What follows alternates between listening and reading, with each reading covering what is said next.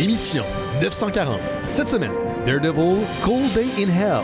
En direct de Montréal, Québec, Canada. Vous écoutez, oui, les Mystérieux Étonnants.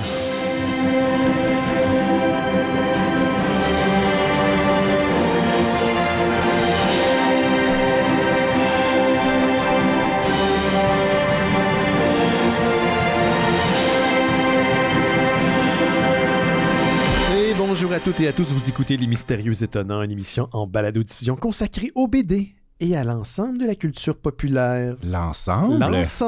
Benoît Mercier au micro et cette semaine, je suis entouré d'une équipe dont les membres vont stimuler tous vos sens. Oui, je vous les présente à l'instant.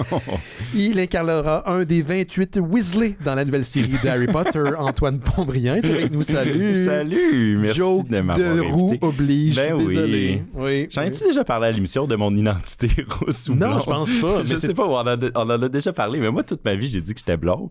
Puis à un moment donné, on a commencé à dire que j'étais roux il y a comme moins de 5 ans. Est-ce que ta couleur a changé ou c'est juste que... Je pense pas. Peut-être que j'ai plus de barbe qu'avant. Fait qu'on dirait... Mettons, Laurent, tu dirais-tu qu'il est roux ou qu'il est blond? En fait, Laurent est blond phénicien. Ouais, ben moi aussi, je pense. Je pense que t'es blond on vénitien. est pas mal Vous la même avez couleur. la même teinte. Quand on sera côte à côte, on pourra juger. Oui, pour mais les gens. j'ai aucun problème avec l'association à un ou à l'autre. Là. C'est juste que ça fait un shift dans ma tête que genre, je suis plus blond. T'es je suis rendu un roux, man. Mais c'est correct parce qu'il y a plus de jokes à faire là-dessus. Il y a plus de choses à dire sur les roux que sur les blonds. Fait que là, maintenant, j'ai commencé à en faire des cracks là-dessus. Johan n'a pas de cheveux. Ouais. Tu sais, comme toi, t'es roux, moi j'ai un gros nez. On a tout quelque chose. Jake a une jambe barrée. Par manque de diversité dans l'équipe, faut nous différencier. Exactement. C'est ça la diversité qu'on propose aux Mystérieux Étonnants. C'est comme... non, voyons, je vais manquer ma joke. Laurel et Hardy, là, il y a le grand et il y a le petit. Ouais, c'est ça, exactement. En fait, je dois mettre un petit peu les gens au parfum parce que tu as participé à des épisodes de bifurcation. Puis la dernière fois que t'es passé, c'était pour aussi un épisode dédié à Batman, Absolute Batman Annual numéro 1. Puis cette semaine, Simon ne pouvait pas. Il était en dehors de la ville. Alors, je t'ai demandé, il t'a accepté de venir en tant que fier bouche-trou des Mystérieux Étonnants. Exactement. C'est par là qu'on commence. Je fais référence sur le Discord. Il y a quelqu'un qui avait fait un flowchart pour comment devenir full-fledged. Là. Fait que là, je pense que je suis en train de monter les échelons. Il me manque, je crois, un événement live. Fait que je fais juste mettre ça dans les airs. T'as été un événement live. T'as été au spécial d'Halloween. Oui, absolument. Dans le public, absolument. Voilà, c'est adjacent. C'est adjacent, proche. absolument. Voilà. Fait qu'on va être rejoint quand même par notre ami Laurent Boutin. Je vais juste faire une grosse plug en partant parce que j'ai vraiment hâte que ça ait lieu. Puis en plus, demain, c'est une date importante. Donc demain, aujourd'hui, on est le 30.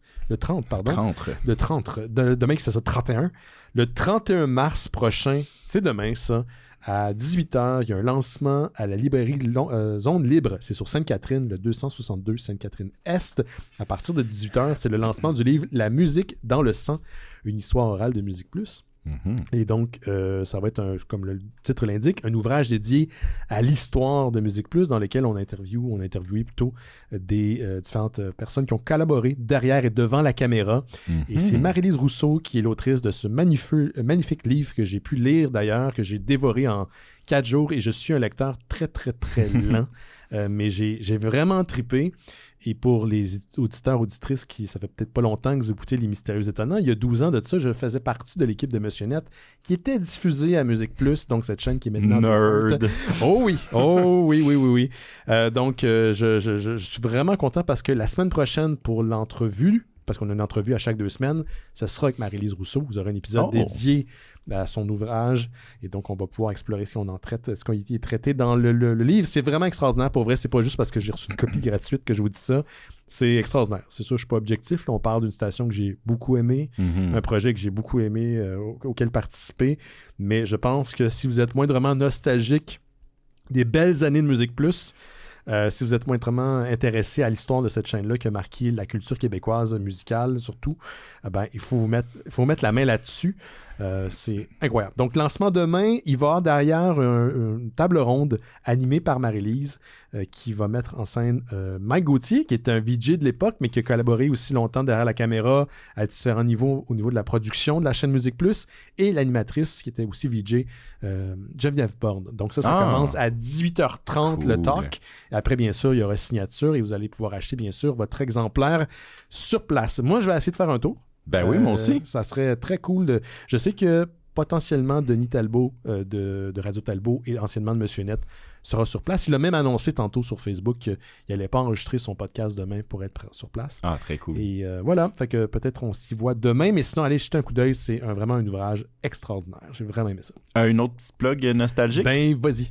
Vendredi, au Théâtre Plaza. C'est le retour de Jésus? Ah, non, je pense qu'il meurt. Non, il revient sur la croix. Il est sur la croix vendredi. Ouais. Fait qu'en attendant qu'il meure, au Théâtre Plaza. Pas qu'il meurt. Je sais pas. Ouais, c'est ça. Donc, au Théâtre Plaza, c'est la projection du film La guerre des Tucs réimaginée. Ah, c'est vrai, c'est ce vendredi? C'est ce vendredi. Hey, je pense que je vais y aller aussi. Ben, j'aimerais ça. Venez en grand nombre. Fait que c'est une projection, pour ceux qui sont pas au courant, c'est le film La guerre des Tucs, remake, kino, scène par scène, par des réalisateurs différents. Je sais pas le nombre de réalisateurs. Mentionne-en un, mettons, au hasard, comme ça. Je sais pas si tu connais Rémi Fréchette, le réalisateur de Time Man. Ça me dit rien. Ah ouais, c'est ça. Quel titre épouvantable pour un film. Ben, il est en France en ce moment-là, je pense. Fait que... Oui. On l'entend d'ici, par contre, parce qu'il y a une voix qui part fort. Il part très fort. Il est allé voir Cocorico 2. Là, oui? Ah ouais. ben, écoute. En tout cas, fait que oui, ben c'est le projet est l'idée par Charles Parisé, un de mes amis aussi. Puis c'est ça, c'est toute la gang de Kino qui s'est mis ensemble pour faire un remake scène par scène de La guerre des Tucs, mais des réalisateurs différents, des casts différents. Ils ont juste une liste de contraintes et de contraintes de continuité, dans le fond, là, pour que le film... Faut que le film fasse du sens, là, au final. Pour qu'il soit uniforme, mais ça change d'acteur à chaque scène. Puis je crois que c'est pas mal juste des adultes qui jouent des enfants aussi. Puis, je connais ça, moi, avec le sapin des boules. J'incarne le gentil petit Rosti de 13 ans. Ben d'ailleurs, il y a Marie-Sophie qui est actrice dans le sapin. Qui est actrice dans le sapin. Qui joue dans La guerre des Tucs, dans le segment de Rémi. Oui. Qui fait encore une fois un enfant. Puis, puis je crois que je vais pas m'avancer parce que je me rappelle plus si c'est eux qui ont fait le cover, mais probablement un groupe qu'on connaît très bien qui a fait le cover de l'amour... on la tourne de Nathalie Simard. Là. Oh, l'amour a pris son temps.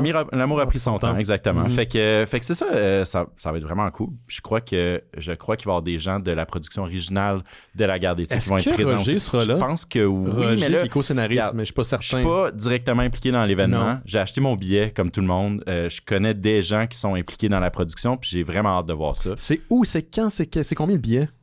Oh boy, c'est au Théâtre Plaza, vendredi. Ça, c'est central. À 20h. Vendredi 20h. Donc, sur Saint-Hubert à Rosemont. Yes. Le billet, je me rappelle quand j'ai acheté mon billet que c'est un genre de système paye ce que tu peux. Là. OK. Je pense que le billet le moins cher doit être 5$, puis après, tu peux y aller dans la contribution plus, puis payer 20$. Je pense que ça vaut la peine pour Kino. Moi, je vais le dire, j'ai payé la totale, là, parce que je me dis, on va les encourager. T'es un enseignant, t'as plein de cash, man. T'es riche, man. J'habite sur le plateau Mont-Royal. Je bois de l'eau plate. Fait que je dépense pas mon argent dans de l'eau pétillante. J'en ai du cash. Non, mais c'est un beau projet. Je connais plusieurs personnes. Mon ami Justin aussi qui réalise un des segments. Fait que j'ai bien hâte de voir ça. Excellent. D'ailleurs, petit plug encore une fois, si vous n'avez pas écouté l'entrevue que j'ai faite avec Roger Quentin à propos de son livre qui est Attrape-moi si t'es capable. Attrape-moi si t'es capable, ben oui. C'est l'épisode 937. Donc, Roger, qui, je vous le rappelle, co-scénariste de La guerre des Tucs et qui a aussi réalisé plein de films que vous connaissez, Simon les Nuages, Mathusalem 1 et 2, L'Assassin joueur du trombone. Je l'ai reçu durant cet épisode-là. Donc, il sera peut-être présent. Iris, en ce que je sais qu'il était sur le plateau du segment à Rémi. Il est allé faire un tour parce que Rémi le connaît également. C'est comme ça, en fait, que moi, je suis rentré en contact initial aussi pour l'entrevue. Quoi, j'ai déjà interviewé à Fantasia dans le temps. Un chic type. Donc, bien content que ça se fasse. Moi, j'aime ça, ce genre de proposition-là. Ça sort des chantiers battus.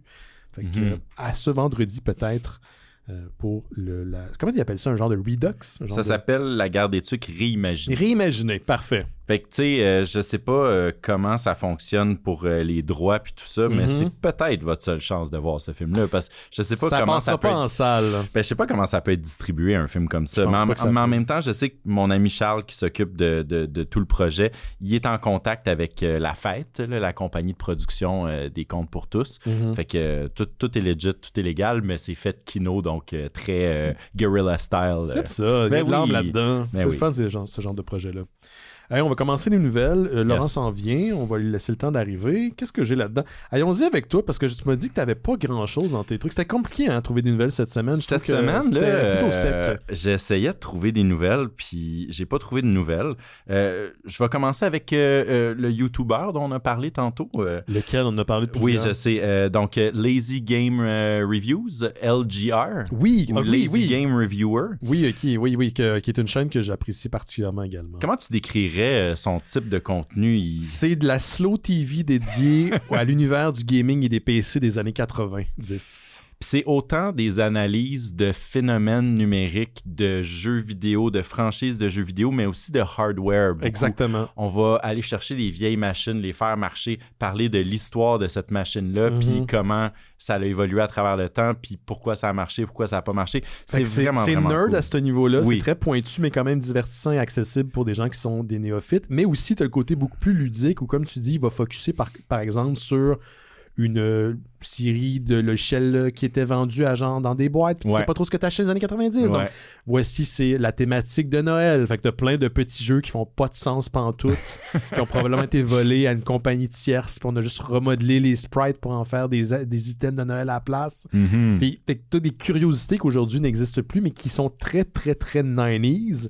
Parce que je pense qu'un des intérêts que les gens avaient à cette période-là, la technologie, en guillemets, était nouvelle, guillemets radiophonique. Fait qu'on pouvait un peu packager n'importe quoi puis le vendre au public. Tu sais, il a fait des reviews, des critiques d'items qui faisaient absolument pas de sens. Donc des manettes qui venaient avec des jeux particuliers. Qui fait pas de sens pantoute. J'aimais beaucoup cette époque-là. Tu sais, je me rappelle avoir mis beaucoup de ces items obscurs-là sur ma liste de Noël, mettons, puis je les ai jamais eus. Là, puis peut-être une bonne chose. Ton PC, je pense. Tu sais, c'est des affaires qui ont l'air trop beaux pour être vraies, puis ça l'était souvent. Là, c'était des affaires qui marchaient pas. Là, on pense, je regarde juste en arrière de toi, mais je pense au Power Glove de Nintendo, dont tout le monde a entendu parler, entre autres, grâce au film The Wizard. Au film The Wizard, mais au Angry Video Game Nerd aussi, qui l'incluait beaucoup dans ses vidéos. Tu sais, l'idée est bonne. Tu vois ça dans un magazine, parce qu'on vous rappelle que, tu sais, à cette époque-là, tu vois une image dans un magazine, puis tu vois le potentiel de cet item-là, mais le potentiel n'était jamais à la hauteur de ce que ça promettait. C'était autant des pubs que des articles de critiques, mais souvent, c'était finalement des... Je pense que aujourd'hui, on a au moins ce réflexe-là de se dire, est-ce que c'est une publicité ou est-ce que c'est vraiment un article qui a été de fond, qui a été mis de l'avant par un auteur qui est sérieux. Des computer magazines de l'époque et gaming, il y en avait de la crap. Là. C'est rendu au point où quand je vois des annonces sur mon fil de réseaux sociaux, des annonces de produits que je connais pas mais qui ont l'air génial, je suis comme « ça doit être de la merde parce qu'ils le vendent sur Facebook. » Ouais, c'est la même chose. Mais en même temps, ça existe encore des inventions. Là. Il y a des affaires qui... En tout cas. Des affaires qui s'inventent. Fait que... LGR, un vrai archiviste et historien de la technologie. Très, très, très, très bon contenu. Malheureusement, sa maison a été frappée par l'ouragan Hélène. Puis, il a perdu une petite partie de sa collection. Ouais, parce que c'est vraiment une collection qu'il a. C'est pas juste des reviews puis il laisse aller. Il y avait une place où il entreposait tout ça. Il les entrepose, il les entretient, il les rend fonctionnels. Oui, il les répare, il les explore. Il va les présenter dans des conférences aussi. Oui, il les démonte pour montrer un peu comment c'était fait à l'intérieur. Fou, hein? C'est fou. C'est malade. Fait que c'est ça. Fait que malheureusement, c'est ça. Il a été frappé par l'ouragan. Il a possiblement dû déménager. Là, je sais pas trop les détails de ça, mais dans le fond, on s'inquiète surtout pour sa collection. Oui. Qu'on a vu grandir au fil des années. C'est ça. Puis là, après plusieurs mois à juste payer des storage pour tout son stock puis qui soient inaccessibles, il a décidé de se lancer un nouveau projet. Il a construit un entrepôt de 1800 pieds carrés. Puis là, c'est ça. Il est immense. Moi, j'ai vu juste le thumbnail du vidéo. Je l'ai pas écouté encore. Pour l'instant, c'est un warehouse vide. Là, mais c'est vraiment beau à voir cette vidéo-là parce que tu vois tout le processus de comment il a construit ça. Puis c'est comme un peu un relancement pour sa chaîne pour dire, OK, là, on repart à neuf. On a une base solide, puis on s'en va ailleurs. Puis il a fait un petit peu moins de vidéos dans la dernière année aussi. Ben oui, à cause de ça, oui, tout à fait. Fait que tout ce qui touche aux jouets, aux jeux vidéo, à la technologie, si ça vous intéresse, la chaîne LGR, je recommande fortement. Surtout pour les nostalgiques des années 90. On est dans la nostalgie finalement avec Musique Plus, puis maintenant, c'est ce dont on parle. Mais j'ai vu une review récente, parce que des fois, je retombe dans son vieux stock, puis à chaque fois, je me dis, je vais finir par tomber sur un vieux vidéo qui qui est juste plate quand il commençait. Mais non, c'est tout le temps intéressant. C'est toujours bon. Puis c'est un genre de SimCity... Ah oui, j'ai vu celle-là. Le char, oui. Puis c'est pas un vrai SimCity, ça a été fait par un tiers développeur. Puis ça a l'air de la grosse boîte, mais c'est fascinant. Je sais pas c'est quoi cette histoire-là. Et récemment, il a fait un vidéo dans les derniers mois à propos d'un émulateur, d'un projet d'émulation qui regroupe plein de jeux PC tierces et tout fonctionne. Ouais. Il est en mesure d'émuler des jeux qui ne sont pas censés fonctionner sur des machines actuelles. Malheureusement, le nom m'échappe de ce projet-là, mais lui-même, il était épaté, dans lequel on avait numérisé aussi les manuels du joueur. Oh, wow. C'est ce qui est très, très 90 encore une fois.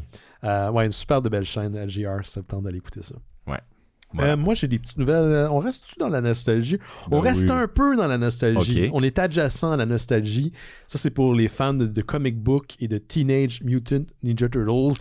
Parce que IDW Publishing, c'est la compagnie, l'éditeur qui édite Teenage Mutant Ninja Turtles depuis maintenant plusieurs années. Je pense que c'est depuis 2011, en fait, qu'ils éditent le titre. Et le titre a existé sous différents formats depuis un bout. Puis récemment, ils ont fait ils ont relancé la série au numéro 1. Mais la réalité, c'est que la continuité est la même. Donc, depuis 2011, c'est la même histoire qui est déclinée mois à mois, de numéro en numéro. Fait que c'est quoi l'intérêt de recommencer C'est pour donner un peu un point pour des nouveaux lecteurs, pour essayer de les attirer, parce que si tu es rendu au numéro 295, c'est plus inquiétant pour un nouveau lecteur. Même si des fois, à même une série qui est numérotée pendant longtemps comme ça, il y a des points où tu peux sauter, c'est juste moins évident. Ça, c'est tout le temps été un enjeu, je trouve, pour les éditeurs américains. Tu as des longues séries, tu sais pas exactement où tu peux sauter. Une des manières d'attirer les gens, c'est de mettre un numéro 1. Si vous êtes nouveau ou mystérieux étonnant, nouvel auditeur, nouvelle auditrice, malheureusement, des fois, ou en fait, pas malheureusement, mais le point de départ prend aussi compte de ce qui a été fait avant. Donc, c'est pas vraiment un point de départ, c'est juste comme pour vous attirer. Et récemment, pour Teenage Mutant Ninja Turtles, IDW Publishing l'a fait.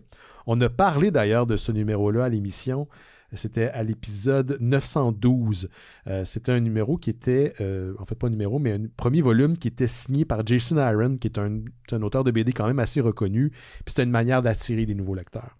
Mais là, même si on rebootait au numéro 1 sans rebooter vraiment, ce qui arrive comme n'importe quelle série américaine, c'est qu'on continue à compter. C'est pas parce que tu t'arrêtes, tu recommences à 1 que tu te dis « Ah ben là, on va... » C'est vraiment 1. Non. Il y a un chiffre en parallèle qui est compté. Et là, on arrive à 300 numéros pour la série de Teenage Mutant Ninja Turtles du côté d'IDW Publishing.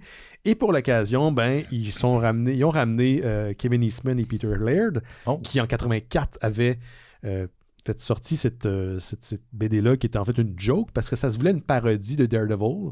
Et pas n'importe quelle parodie de Daredevil.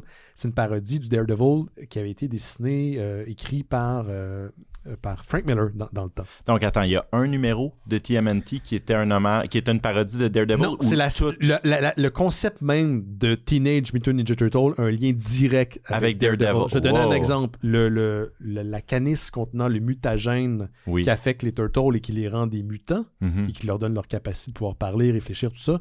Dans le numéro numéro 1 des Teenage Mutant Ninja Turtles, il rebondit d'un personnage qui ressemble beaucoup à Matt Murdock, qui lui l'a mangé en pleine face, et c'est ce qui lui a donné le pouvoir de pouvoir avoir des sens accrus. Dans Daredevil, le clan de ninja que Matt Murdock affronte, c'est The Hand, c'est The Foot dans Teenage Mutant Ninja Turtles, Stick étant le mentor de Daredevil, de Matt Murdock, c'est Splinter dans Teenage... Donc le lien est complètement là. Donc, pour l'occasion de du 300e numéro de la série, ils sont allés chercher Frank Miller, qui est une légende quand même vivante du comic book américain, qui signe la couverture du numéro 300. Donc, il y a une couverture qui est signée par les deux créateurs originaux, et une autre qui est signée par Frank Miller. C'est controversé. Je pense que Frank Miller en a perdu un peu avec les années. C'est un débat qui revient de façon cyclique depuis au moins, je te dirais, 5 à 10 ans. C'est très spécial. C'est très spécial. Frank Miller était à l'origine des TMNT? Non, il était à l'origine il a écrit une série de Daredevil. C'est ça. Je suis même pas bon pour l'expliquer. Non, c'est que c'est... pour ceux et celles qui savent pas à la maison, je suis pas le plus grand fan de super-héros. Je connais rien là-dedans. Non, c'est correct, mais je me demandais si c'était clair. Peut-être que j'ai trop fait de parenthèses, mais... Non, mais il y a des gens à la maison qui comprennent tout ce que tu viens de dire. Oui, je sais. C'est comme quand le monde écoute le show pour la première fois, du monde que je connais, mais j'ai rien compris de ce que tu as dit. Moi, je suis là pour connecter avec le public. public. C'est correct, tu as le droit de me poser la question. Qui ne connaît pas tout ça. OK. Alors là, donc Frank Miller a fait une série de Daredevil il y a plusieurs années de ça, qui a été très importante, qui a un peu revampé le personnage. Oui. Et ça a inspiré Peter Laird et Kevin Eastman en 84, qui ont basé un peu l'origine des Turtles sur cette run-là de Daredevil. Et là, on est en 2026. Et le numéro 300, la couverture est signée par Frank Miller. Donc, c'est comme un retour du balancier des décennies plus tard, plus de 40 ans plus tard. Je comprends. Voilà. Fait que c'est juste ça. Une couverture alternative signée par Frank Miller. Vous irez la voir. Je peux essayer de la trouver juste pour t'en montrer parce que je pense que ça vaut la peine d'avoir... Attends. Teenage Mutant Ninja Turtle. C'est trop long à écrire, TNT. On va voir si ça va sortir de quoi. C'est très spécial. Depuis une couple d'années, Frank Miller sort des trucs un peu pic-pic et je pense que ça fait... Ben oui, c'est ça. C'est la fois que je veux te montrer de quoi que le Wi-Fi ici décide de chier. Ben là, tu as dit tantôt que c'était une émission audio. Là, on va pas... non, mais c'est pour toi. Je vais te faire réagir à froid. là-dessus. Je vais aller la chercher puis je t'ai montré tantôt. Là. OK, mais je vais enregistrer ma réaction tout de suite, OK? Vas-y donc. Oh, wow! Non, c'est pas la réaction à laquelle je m'attendais. Ouais, ça ressemble plus à ça. Oui, c'est peut-être plus ça. Je te montrerai tantôt. Ouais, je te montrerai tantôt. Okay. Donc, le numéro va sortir le 22 juillet prochain. Et numéro collector, je sais pas. Moi, je collectionne pas. Pour les gens intéressés. Donc, ça sort en juillet. Yes. C'est tout. OK. Moi, j'ai 2 affaires que j'ai regardées. Oui. Je vais commencer avec le négatif. Oui, allons-y. Tu peux y aller. Mais je vais faire un lien avec la bande dessinée. Alors, attends, c'est négatif, mais tu parles de quoi? Je vais parler de quelque chose que j'ai pas aimé. Que t'as pas aimé, mais c'est quoi? C'est un film? Ben attends, là, c'est le dernier film du réalisateur de X-Men 3. Ça, t'as le droit de le bitcher. Alors, j'ai regardé le documentaire Mélania.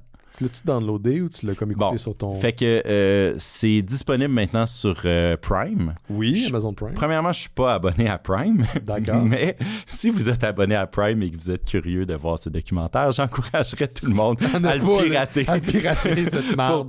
pour pas faire augmenter les chiffres de ça. D'ailleurs, ça a été boycotté de façon massive, ce film-là. Même, il y a eu une sortie en salle qui a vraiment pas fonctionné. Là. Ouais. Non, ben ça dépend à qui tu demandes. Je pense que Donald Trump, il dit quand même que c'était le plus gros succès box-office de l'année. On dit pas le nom en D ici. Ben là, on va le dire pendant au moins 2 minutes parce que je vais parler de Mélania seulement. Sa femme, sans parler de lui. J'ai regardé ça par curiosité parce que ça existe, puis parce que je savais que c'était supposé être vraiment, vraiment mauvais. Mais il y a une partie de moi qui cherche constamment à sortir de la chambre d'écho dans laquelle je me trouve. T'sais. J'aime ça m'abreuver du point de vue des gens qui sont pas d'accord avec moi. Tu veux voir comment ça fonctionne de l'autre côté? Ben, d'une certaine façon, parce qu'il y a beaucoup de gens qui pensent pas comme moi. Puis c'est souvent des personnes intelligentes. Fait que je me dis, ben écoute, je veux comprendre pourquoi ces gens-là pensent d'une certaine façon. Je vais regarder un documentaire qui a été fait par eux pour eux et je vais me dire peut-être que ça va m'aider à comprendre un petit peu c'est quoi la réalité que moi je comprends pas. Oui, je comprends. Ça n'a pas aidé à ce niveau-là. Non, c'est vraiment pas le genre de film que vous devriez regarder si vous êtes dans ce mindset-là. C'est carrément de la propagande politique. Là. Ouais, c'est totalement stagé, scripté. Tout est artificiel dans ce film-là. Le film est drapé d'une narration de Mélania tout au long du film qui a été clairement écrite pour elle. Là. C'est pas elle qui a écrit ces mots-là, mais c'est elle qui le lit. Puis je suis convaincu que s'il avait demandé à de l'intelligence artificielle de lire ce texte-là, il y aurait eu plus d'émotions que ce qu'on a eu dans le film lu par elle, littéralement. C'est vide, c'est ennuyant, c'est plate. On tente d'humaniser un peu le personnage de Mélania, de justifier un peu sa place à la Maison-Blanche, puis de parler de toutes les choses qu'elle fait dans sa vie, parce qu'on se demande c'est quoi que ça fait une première dame, tu sais. Puis j'espérais en apprendre des choses, mais tu sais, il y a beaucoup d'essayages de vêtements. Il y a beaucoup de décisions qui sont prises par rapport à la décoration et à la direction artistique de tous les événements autour du président américain. Il y a des moments de fausse empathie où tu la vois regarder la télévision, regarder des tragédies, puis pleurer. C'est à quoi ça me fait penser, de la façon que tu t'en parles, puis j'ai l'impression... C'est comme un film qui sent le styromousse. Oui. Ça me fait penser à, tu sais, les films chrétiens. Oui, ben c'est ça. Avec un... Puis tu sais, le fait que vous êtes chrétien ou pas, pour moi, n'est pas l'enjeu, mais c'est que le film est pas bon, puis que tu sais que tu essaies de nous engoncer quelque chose qui marche. Il y a une distance entre la volonté artistique et le résultat. Oui. Puis c'est trop évident. Oui, puis ça gosse parce que c'est tout le temps... Mais là, OK, là, on a une production avec un gros budget, réalisée par Brett Ratner avec une cinématographie quand même très belle. Fait que, tu sais, il y a du budget là-dedans, puis il y a de l'effort là-dedans. Mais j'en ai vu d'autres, là, des films, par exemple, un autre film controversé que j'ai vu juste parce que ça existe. Mais j'avais regardé il y a quelques années le film Unplanned, qui est un film contre l'avortement. Dans le fond, c'est une femme qui travaille dans une clinique d'avortement qui a un traumatisme et finalement, elle change son fusil d'épaule, puis elle devient pro-vie. Puis encore une fois, là, j'ai regardé ça, puis j'étais comme, OK, mais je veux comprendre comment... C'est quoi la position? C'est quoi la position des gens pro-vie? Puis j'ai rien appris, là. Non, c'est que le message, je pense pas, c'est ça, c'est cheap. Voilà. Fait que, OK, fait que là, essayage de vêtements, planifier la cérémonie d'inauguration, parce que ça se passe... 2 semaines ou quelque chose, 20 jours avant l'inauguration du 2e mandat du président. Oui, on s'en souvient, ça, il y a 25 ans de ça. C'est vrai que... Non, mais ça fait vraiment pas si longtemps que ça. Ça fait genre un an et 2 mois. Quelque chose comme ça.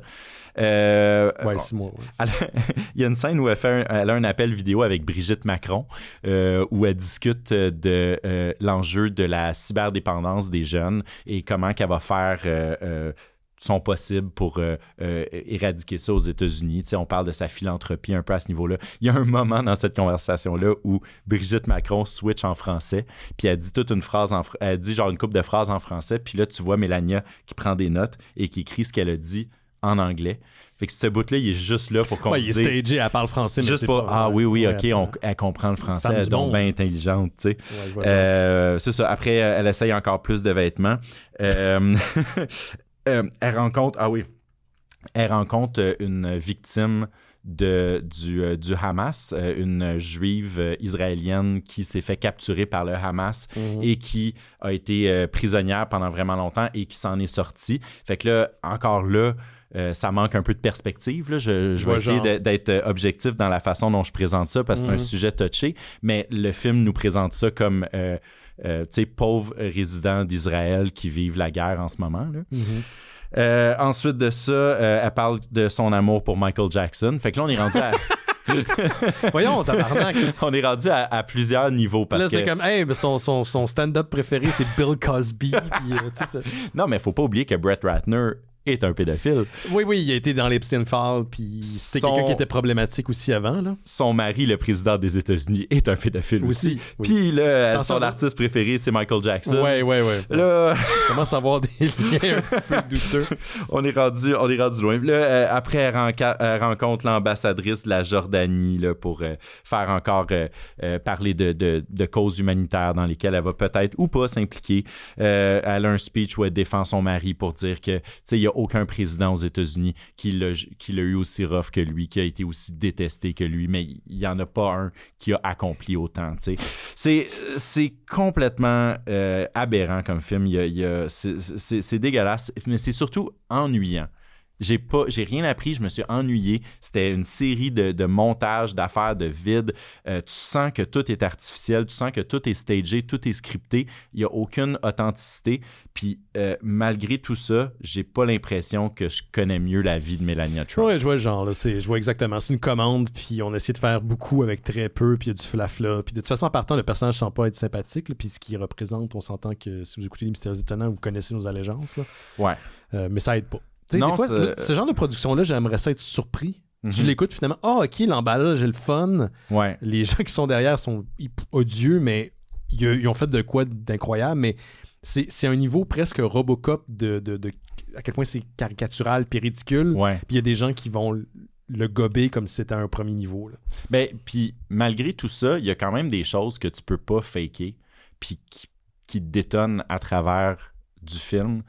Notamment le fait que c'est une femme qui est constamment entourée de gens, des centaines de personnes toujours autour d'elle, mais elle a l'air profondément seule dans tout ça. Oui, il y a ce feeling-là. Je sais pas à quel point c'est nous autres qui projettent de quoi. Ben, elle est entourée de plein de monde qui disent « Ah oui, vous avez raison, oui, tout ça, oui, vous avez raison. » Puis elle est juste là, dans le milieu de ça, puis elle est là avec ses lunettes fumées, puis elle marche, tu sais. Puis il y a une une froideur entre elle et son mari. Il n'y a pas d'amour là, dans ce couple-là. Quoi? Non, mais tu sais, Mais non! non, mais c'est pas que c'est surprenant, c'est juste que, genre, calisse, ça a l'air plate comme vie, là. Oui. Fait que regardez pas Mélania, mais si vous la regardez, piratez-le. Voilà. Là, je vais te montrer la couverture. Excuse-moi, ça a été long parce que mon téléphone faisait des free games. Oh. Tu vois ce que je veux dire? Ah, ben, je sais pas ce que j'en pense. C'est pas dégueulasse. Ok, tu trouves pas ça dégueulasse? Non. Ben, c'est je trouve ça particulier. Je trouve que ça a un look un peu... je peux-tu le prendre? Oui, prends le téléphone.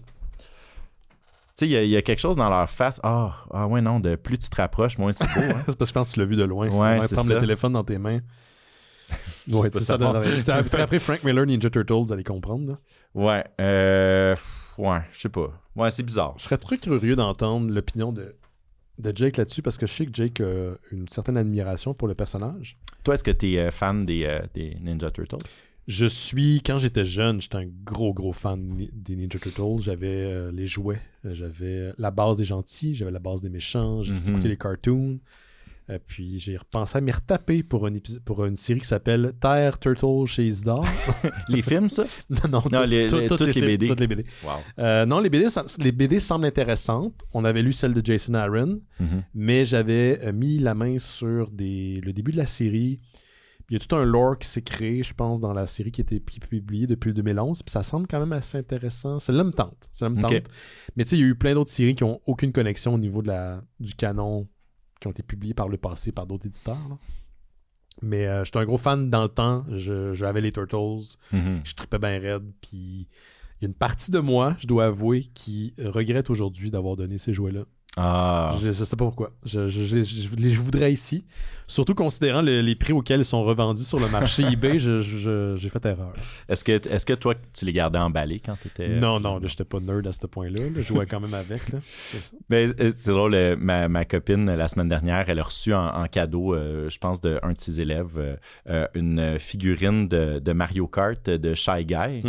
Puis là, elle l'amène à la maison, tu sais, tout emballé. Fait qu'elle a dit, regarde ce que j'ai eu, tu sais, c'est cool. Là, je suis comme, oui, c'est cool. Puis là, je la vois, genre, ouvrir l'emballage. J'ai fait, puis là, je suis comme, puis là, après, je me suis arrêté. Je me suis dit, premièrement, ça doit rien valoir. Mais non, on s'en fout. Là. Mais j'ai quand même eu un petit genre. Je comprends. Je suis comme, hey, c'est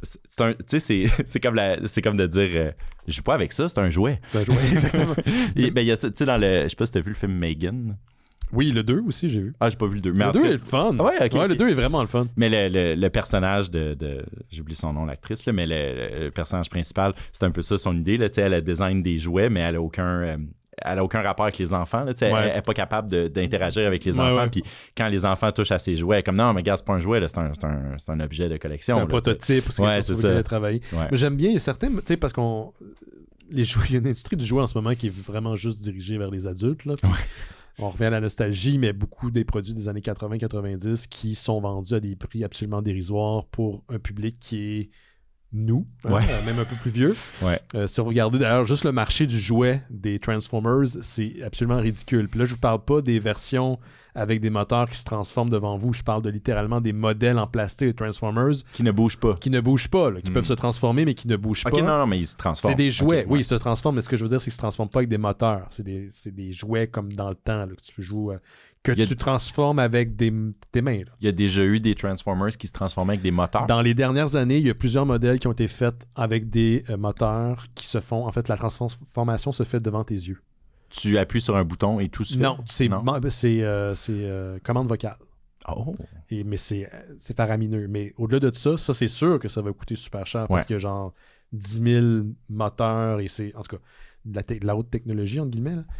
Les Transformers normaux, là, ceux que tu peux acheter comme dans le temps que tu transformais, ça coûte un bras.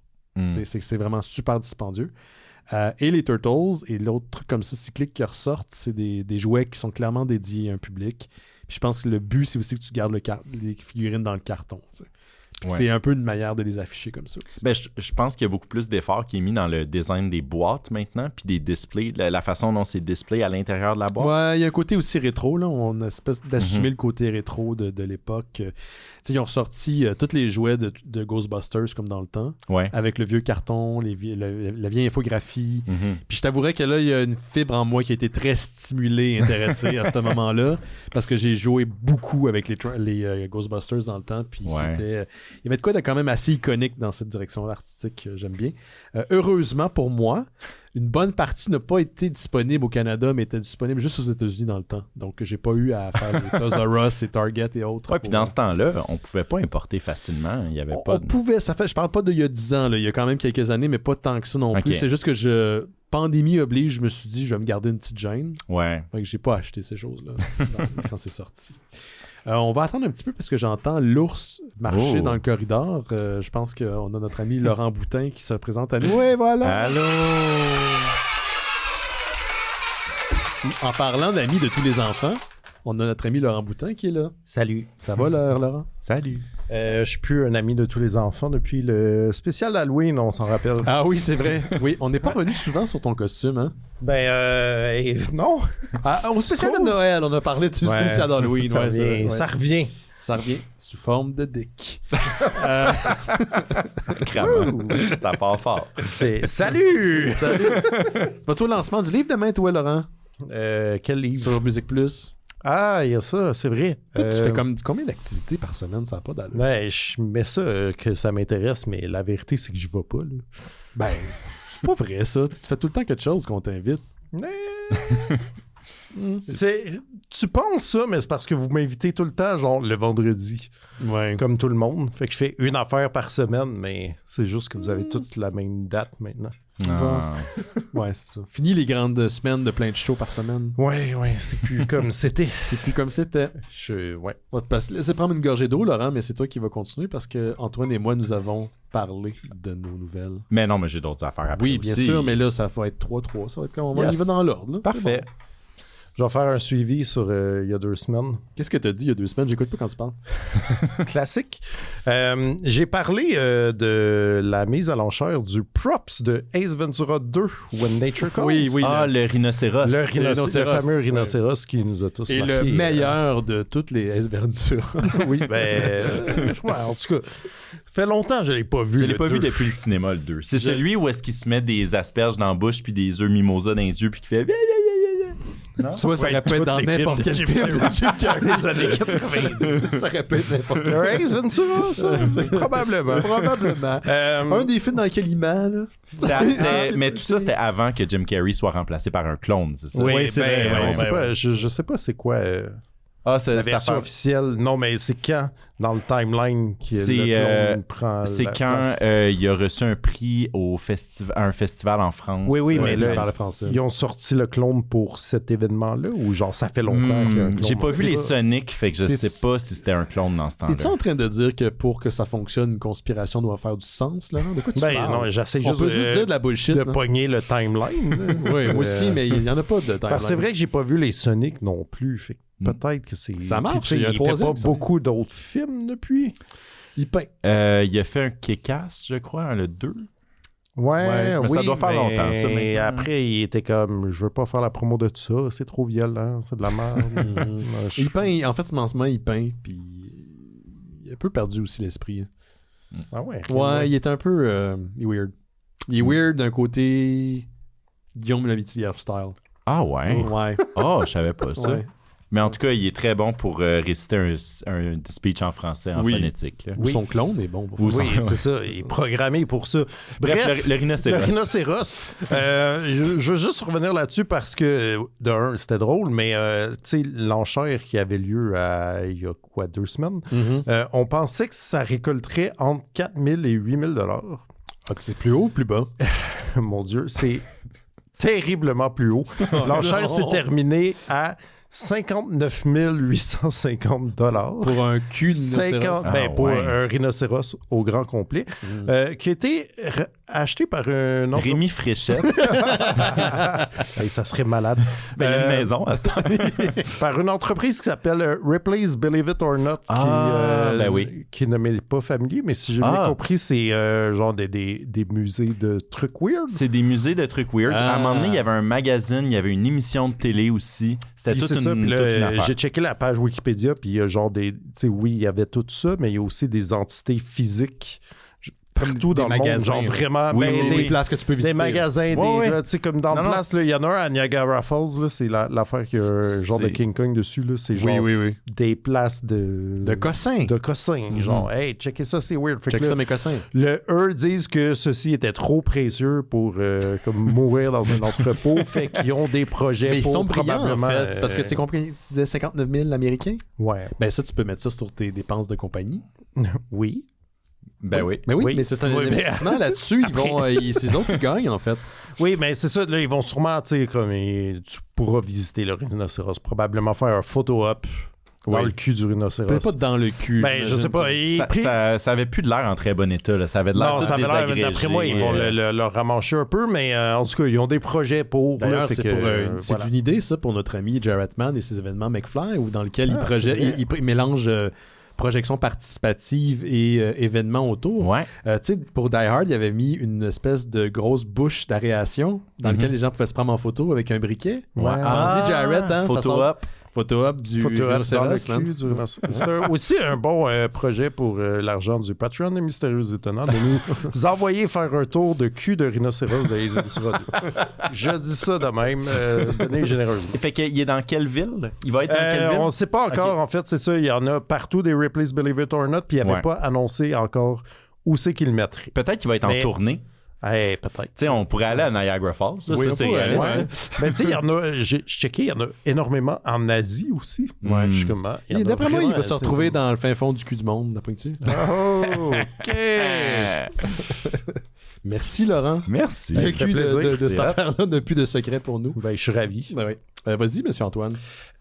Monsieur Antoine. Monsieur Antoine. On dirait Monsieur Antoine apprend les mathématiques. Ben, c'est un peu... à mon école, il y a beaucoup de profs qui se font appeler Monsieur, Madame, Prénom. Moi, t'aimes pas ça? Non, je trouve que ça fait primaire un peu. Fait que tu préfères le nom de famille ou tu préfères pas de Monsieur? Moi, j'ai un nom d'artiste. C'est juste Monsieur Pont. Pour vrai? Oui, parce que mon nom, c'est Pont-Brillant. J'ai trop vu de fois le nom mal épelé, mal prononcé, écrit tout croche, tout ça. Puis je trouve que ça avait un bon petit vibe, Monsieur Pont. Monsieur Pont. Ouais. Fait que les gens, ils connaissent son nom complet ou ils connaissent juste Monsieur Pont? Ben, ils connaissent mon nom complet, okay. mais le monde m'appelle Monsieur Pont. OK, puis ça, mettons, on t'appelle Pont. C'est correct. C'est correct. Ouais. Il y a des collègues qui m'appellent Ponty. Ponty? Ponty? Ouais. C'est qui c'est déjà Ponty? Là, tu te mélanges avec Ponto, le fameux Ponto, la mascotte de Montréal. Ouais. En tout cas, fait que Monsieur Antoine va parler aujourd'hui. Je suis sur un super bon stretch télévisuel en ce moment. Là. Je veux pas parler trop longtemps de tout ce que j'ai regardé parce que là, je suis... The Masked Animated Series. Non, mais j'ai finalement embarqué dans le train de tout ce qui est Tim Robinson. Oui. Tout le monde arrête d'en parler. Puis The Chair Company. Fait que là, je vous en avais déjà parlé à l'émission. D'autres personnes en ont déjà parlé à l'émission. On en a parlé, ouais, c'est ça. Je trippe sur tout ça. Mais là, la dernière affaire que j'ai regardée, c'est une série qui s'appelle Neighbors. Avez-vous entendu parler de ça? Oui, j'ai vu ça passer. Non, moi, je pense au film avec Seth Rogen puis Zac Efron. Non, pas ça. C'est une série produite par A24. Et qui est diffusé sur HBO, fait que c'est disponible sur Crave. Fait que la série, c'est produit, un des producteurs, c'est Josh Safdie, des frères Safdie, là, celui qui a fait... Sont-ils capables d'arrêter d'être bons, ces deux fuckers-là? Ben, en tout cas, dans leur vie personnelle, ils sont peut-être un peu moins... ouais, en tout cas. Ouais. Mais bon, fait que réalisateur de Marty Supreme et de Uncut Gems et de tout ça. Donc, la série, la prémisse... ce que j'aime beaucoup de cette émission-là, ça commence avec, on voit la planète Terre, et là, tout d'un coup, ça zoome vers un endroit vraiment précis, et les épisodes vont parler de chicanes entre voisins. Mm-hmm. Puis après, à la fin de l'émission, ça zoome out, et on voit la planète Terre, et le générique joue sur la planète Terre. Puis ça m'a fait penser à des choses que les astronautes disent souvent. Comme une fois que tu es allé dans l'espace, ta perspective du monde change, tu ne vois plus les frontières. Oui, ça s'appelle the overview effect. Le overview effect, exactement. Fait que je pense que ça fait référence à ça parce que ça zoom in sur des petites chicanes de voisins qui sont vraiment petty, genre, qui sont vraiment pas fondées sur grand-chose d'important. Puis après, ben là, tu zoomes out puis tu vois que dans le fond, on est toute une planète. Là, on peut-tu arrêter de se chicaner pour des petites lignes dans le... Ouais, c'est ça. Fait que chaque épisode suit 2 chicanes de voisins en parallèle sur un thème. Et c'est une série documentaire. Puis là-dedans... C'est des vraies chicanes. C'est des vraies chicanes. Wow. Hey, pourrais-tu venir ici? Mais, OK, après ça, tu sais, ça reste un peu du trash TV, là, un petit peu un freak show parce que, tu sais, là, tu t'observes les 2 côtés de la situation, puis le consensus, c'est souvent everyone sucks here. Là. Okay, ils sont tous tout le monde... déjantés, oui, les 2. c'est ça. Tu sais, le monde s'ostine pour leur... Mais il y a quelque chose dans la mentalité états-unienne de fondamental par rapport à... posséder un terrain. Mon territoire, ton territoire, c'est très pas ancré, chez moi, ouais. c'est très territorial. Là, on est dans des États où est-ce qu'il y a des conceal and carry laws, là, où est-ce que les gens on ont a des ça guns, ici, mais aux États-Unis, c'est très, très fondamental. Ouais. Fait que ça devient une espèce de freak show où est-ce que tu regardes du monde qui ont souvent des troubles apparents de santé mentale, qui se chicanent pour des affaires qui sont objectivement pas vraiment importantes, mais tu vois que c'est des petits accrochages qui se sont aggravés avec le temps. Tu sais, ça fait 20 ans qu'on habite un à côté de l'autre, puis elle arrête pas de tondre mon bout de gazon, mais c'est mon bout de gazon. C'est des affaires de même. Mais c'est quand même divertissant. Mais la raison pourquoi j'en parle, c'est parce qu'il se passe quelque chose de magique au dernier épisode. Le dernier épisode, l'épisode 6, ça vaut la peine quasiment d'écouter la série au complet juste pour cet épisode-là. Ma copine et moi, on l'a regardé, là, puis après, on était comme, on vient de vivre un grand moment de télévision. C'était vraiment à ce point-là. Là. Puis cet épisode-là, je ne veux pas en dire trop parce que je ne veux pas trop spoiler. Ça commence avec... premièrement, cet épisode-là, au lieu de suivre 2 chicanes en même temps, il suit juste une situation. Puis ça commence avec la même prémisse initiale que d'habitude. C'est un gars qui est en chicane avec ses voisins. Le monsieur, il ressemble un peu à... je ne sais pas si vous connaissez le film de Greasy Strangler. Très obscur, là. Mais ça me dit quelque chose. On a déjà écouté Les Douteux, ça? Ça date de genre... J'ai le goût de dire genre 2020, 2022 ou quelque chose comme ça. Ah oui, OK, non, ça sonnait comme une affaire des années 60. Non. Mais le monsieur dans ce film-là ressemble beaucoup au personnage. Fait que ceux à la maison qui ont la ref, le monsieur, il ressemble exactement à ça. C'est comme un... Ah, j'ai vu des images de ça. Ouais. C'est quelle année, donc? Ah oui. 2016. Ah, 2016, OK. Fait que ça a quand même 10 ans. Mais tu sais, c'est un vieux monsieur avec des longs cheveux blancs en bobette, avec une peau de cuir, qui a l'air quand même en forme pour son âge, mais qui comme... C'est ça, il y a une peau genre brune profonde. Là. Puis la chicane qu'il a avec ses voisins, c'est que lui, à un moment donné, il a eu une épiphanie, il a décidé de se remettre en forme, puis il a commencé à s'entraîner en bobette, en speedo, dans sa cour avant, devant tous ses voisins. Puis là, ses voisins, ils l'haïssent à cause de ça. Puis là, au début de l'histoire, t'es comme, OK, comment est-ce que ça va évoluer? Parallèlement à ça, il se présente à la mairie. Puis il fait signer des pétitions parce qu'il essaie de conserver son droit de s'entraîner en bobette puis de se promener en bobette chez lui. Il est en Floride. Le monde sont bien offensés par ça. Puis tout ça. Puis là, il arrive quelque chose qui n'arrive pas dans aucun autre épisode. Il décide de s'en aller. Puis là, on le suit. Puis là, il se trouve une commune de nudistes dans un autre État. Puis là, l'aventure commence. Puis là, il y a plein de revirements. Puis à un moment donné, on se demandait si on était en train de regarder une œuvre de fiction, mais tout ce monde-là, il existe dans la vraie vie. Tu peux les googler, puis ils ont des profils, puis des affaires de même. Fait que c'est tout vrai. Mais comme il y a quelque chose de vraiment très cinématographique dans cet épisode-là. Puis tu pars à l'aventure, puis c'est juste 30 minutes, là. Mais tu vis des émotions, tu vis des affaires, puis à la fin, t'es comme « Wow, OK, ça, c'était incroyable. Fait que je recommanderais peut-être aux gens même d'écouter juste l'épisode 6. Tu sais, il n'y a pas de lien avec les autres. Mais si tu as vu les autres épisodes, le payoff de tout ça, qui, tu sais, sans trop spoiler, ça va vers plus une réconciliation qu'une aggravation des conflits. Là. C'est beau. C'est 30 minutes chaque. Chaque épisode est 30 minutes. Long, ouais. Mais cet épisode-là est merveilleux. C'est de la grande télévision, je le recommande. Neighbors. Sur Crave. Il a l'air d'avoir une petite vibe de Nathan For You dans l'espèce de genre, voyons à quel point c'est vrai ou c'est pas vrai. Exactement. Moi, à chaque épisode, je me mettais à googler. Genre, voyons, ça se peut pas. Ben, ça aussi, parallèlement à ça, j'ai finalement commencé la saison 2 de The Rehearsal et j'adore. Nathan je pense Fielder. Que je suis pas capable d'écouter ça me génère trop. Ça te met trop mal à l'aise. Ouais, j'ai vu des extraits, puis j'étais non, c'est le genre de situation que je peux pas, même par comment tu pourrais dire, par procuration, il y a de quoi qui marche pas, là. Je suis tout de même trop mal à l'aise. Mais moi, c'est drette dans mes cordes. Fait que tout ce qui est Nathan Fielder, j'ai tout écouté ça. Puis si vous connaissez aussi How To with John Wilson. Oui, ça c'est bon. C'est excellent ça aussi. Fait que tu sais, aussi sur Crave également. Ouais, aussi sur Crave. Fait que tu sais, ça rentre tout dans le genre de documentaire contemplatif. Puis je vais dire un truc, puis c'est pas péjoratif, là, c'est pas méchant. Ce que je veux dire, c'est pas une joke, une tentative de joke. C'est vraiment comme du artsy. Autiscore, dans le sens que clairement ces artistes-là sont tous dans le spectre, mais ça se transpose dans leur art, mais je trouve ça extraordinaire. Là. Il y a comme une nouvelle, c'est super rafraîchissant en fait. Là. Ouais. Moi je vais parler de quelque chose qui est un petit peu moins rafraîchissant, mais qui perdure année après année. On parle ici bien sûr, là, il faut le dire comme ça, c'est comme ça qu'on le dit. Spawn. Pas Spawn. Spawn. Il faut le dire à la 90s, avec du gravitas. Donc, à compter du numéro 376, parce que oui, on est rendu presque à 400 numéros de Spawn. Quand même, hein? Bravo. Oui, quand même. Bravo là-dessus, bravo à Todd McFarlane, son créateur, qui dérougit pas, qui, année après année, fait que... Puis il se réinvente. Là. Dans les dernières années, ils ont sorti des compendiums de Spawn, qui regroupent tous les titres publiés, puis tu sais... Il y a un univers de Spawn en ce moment là, qui existe puis qui est édité mois après mois. Ben justement, pour le numéro 376, Todd McFarlane va se retirer du titre qu'il écrivait et il va faire place à une nouvelle équipe créative. Également pour les titres de Scourge, Gunslinger Spawn, parce qu'il y a un Spawn Gunslinger. Et King Spawn aussi, qui sera laissé à de nouvelles équipes. Et le relais sera pris par un certain Matthew Rosenberg au niveau de l'écriture. Tout ça pour vous dire qu'à partir de le numéro 376 de Spawn, ça sera peut-être un moment où vous allez pouvoir sauter sur le titre. On parlait tantôt de quand est-ce qu'on peut sauter sur un titre, parce qu'il y a un saut temporel qui se fait dans le temps.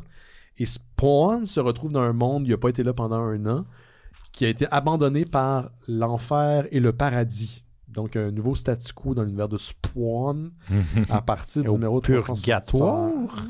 Je sais pas. Je lis pas Spawn. Non. Ça serait à découvrir. T'as-tu déjà lu Spawn? Oh oui. Spawn. Oui, parce que comme quand t'es un ado dans les années 80. Oui, j'ai lu du Medieval Spawn. J'ai lu du Witchblade pour les scénarios incroyables, bien sûr. Et du Darkness. On lisait tout Witchblade pour le scénario. Gender Team. Fait que c'est ça. Fait que le numéro 60. Puis c'est juste pour faire aussi la voie vers le numéro 400 parce que ça s'en vient. 400 numéros pour Spawn. C'est quand même quelque chose. Bravo à Todd McFarlane, qui d'ailleurs vient de sortir avec sa compagnie de jouets, McFarlane Toys. Une nouvelle figurine qui malheureusement est déjà sold out de Hellboy. Qui est, ma foi, magnifique. Ça fait longtemps que j'achète plus de figurines et de cossins comme ça, mais celle-là me tentait beaucoup. T'as plus beaucoup de place, on peut le voir derrière toi. Mais ça, en fait, c'est toutes des affaires qui ont lien avec l'histoire des Mystérieux Étonnants ou de ma vie. Il y a plein de petits indices. Là. Je sais qu'on ne le voit pas nécessairement bien à la caméra. Tu devrais peut-être en présenter un à chaque semaine. Peut-être, mais bon, je peux vous en présenter un. Non. Ouais, fais comme Chen avec ses VHS. Présente un jouet. J'arriverai pas à ça, Ouais, fait que c'est ça. Mais oui, tout ça pour dire que Spawn qui continue, qui change d'équipe créative. C'est pas la première fois que Todd McFarlane arrête le titre pour lui donner les rênes à quelqu'un d'autre puis éventuellement revenir. Oui, il a le droit de prendre un break. Il fait beaucoup de choses simultanément aussi. Là. Il est pas complètement retiré de ce genre de projet-là. Il va certainement rester aux alentours, mais il écrira pas pour un petit bout. Fait que voilà, voici M. Laurent. Avez-vous parlé, avant que j'arrive, de Stephen Colbert? Ah, ben, c'était dans ma liste. Fait que allons-y. Allons-y pour Stephen Colbert. Ben, c'est parce que c'est une curieuse nouvelle qui a été annoncée cette semaine. C'est que... Je pensais que c'était une joke, moi, quand je l'ai vu passer. Ben, moi aussi, mais il semble que non. C'est que Stephen Colbert, son show fini parce que la vie étant ce qu'elle est en ce moment, c'est de la merde. Oui. Puis c'est cancellé son show, mais le monsieur rebondit d'une façon très inusitée, c'est-à-dire que ils ont annoncé qu'ils allaient écrire un nouveau film de Lord of the Rings. Ouais. C'est un grand fan. Il paraît que c'est un très grand fan de Lord of the Rings. Ouais. Fait que ils ont annoncé ça. Mon Dieu, il y avait un titre que je n'ai pas pris en note. The Lord of the Rings, Shadow of the Past. Ah bon, tout le monde avait. Il écrit ça avec Philippa et Boyens. Boyens qui avait coécrit qui avait écrit tous les films puis ceux de Hobbit aussi. Okay. Et avec son fils Peter McGee. Ouais. Et là, ce que je crois comprendre de la prémisse, c'est qu'on va se concentrer sur les chapitres de Fellowship of the Ring, c'est-à-dire le premier livre, qui ont été skippés du film de Peter Jackson. C'est 6 chapitres qui sont des épilogues, en fait.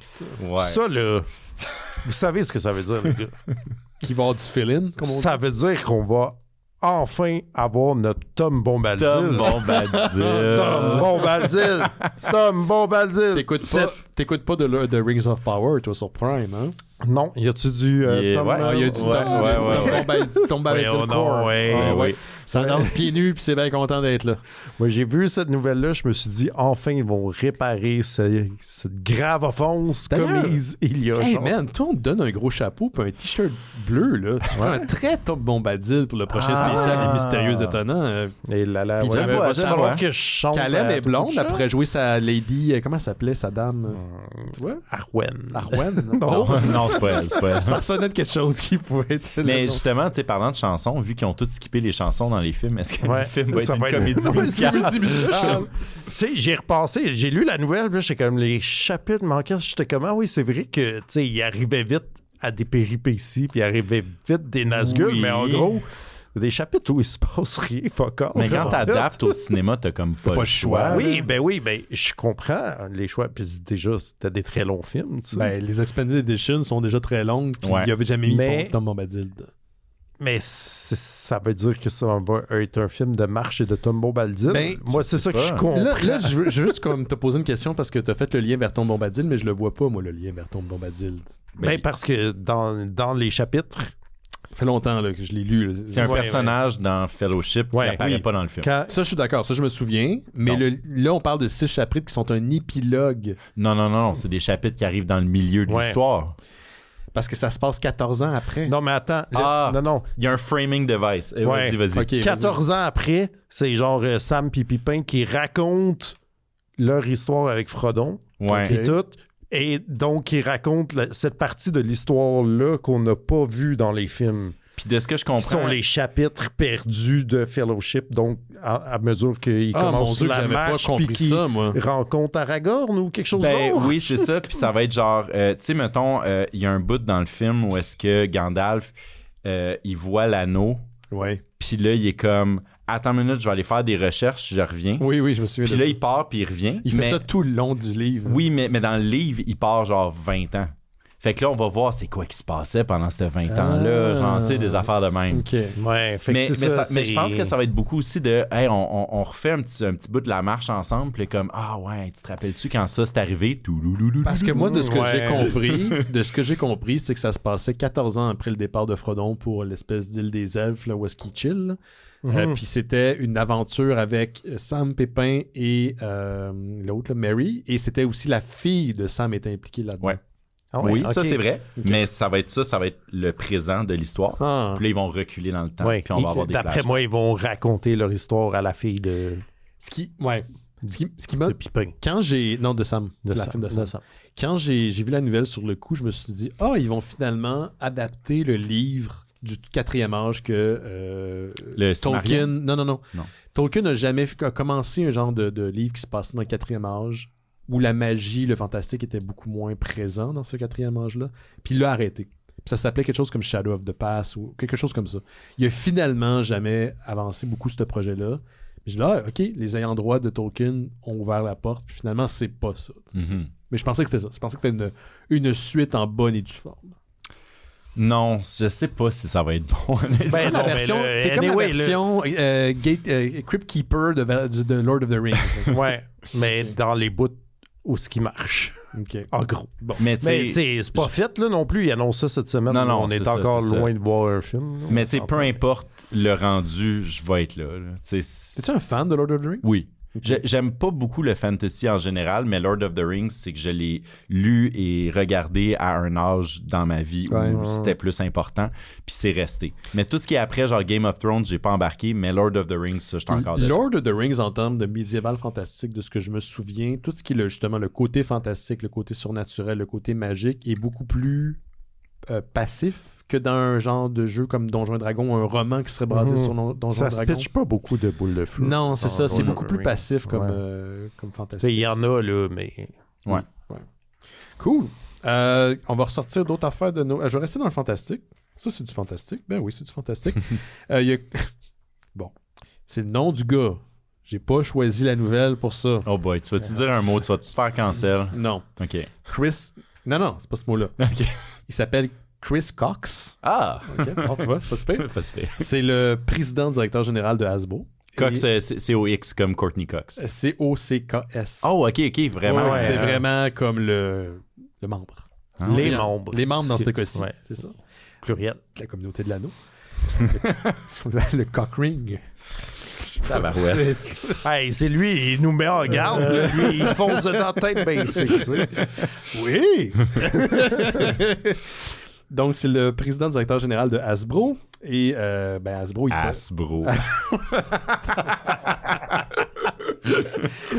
C'est calme. Hey, ça s'écrit tout seul. Là, j'ai un peu chaud. On pourrait l'écrire, cette fantaisie-là, si on veut. Il est allé à un podcast parce que, justement, les bros vont à des podcasts. Ou sont à des podcasts. Il est allé au podcast de Decoder, qui est le podcast du site The Verge. Et Cox a expliqué que la compagnie allait jamais utiliser l'IA pour pour alimenter ses propriétés en illustration. Je pense que c'est 2 grosses propriétés. On parle de Magic the Gathering et Donjons et Dragons. Mm-hmm. Donc, déclaration du boss, est-ce que ça va rester sur le long terme? On verra, mais je trouvais ça intéressant que des gens partants disaient que ça n'avait pas de place dans le type de contenu qu'il vend. Et je trouve que ça fait du sens pour le... Tu sais, je veux dire, Donjons et Dragons, Magic the Gathering, de ces sources un peu plus, disons, humbles, c'est devenu quand même des propriétés qui sont... Faut que tu aies de l'argent pour y jouer. Là. C'est pas donné. Là. Mais c'est des... tout ce qui est le artwork ne sera pas fait par AI, c'est ça qu'il dit. Exactement. OK. Parce que j'allais dire, tu sais, moi, je joue pas à D&D, mais j'ai l'impression que l'IA peut être un bon outil pour monter des scénarios maintenant si tu es un DM en ce moment. Ouais.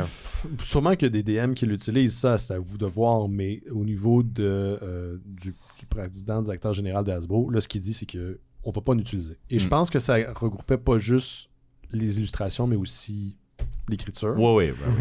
Puis il y a quelque chose de...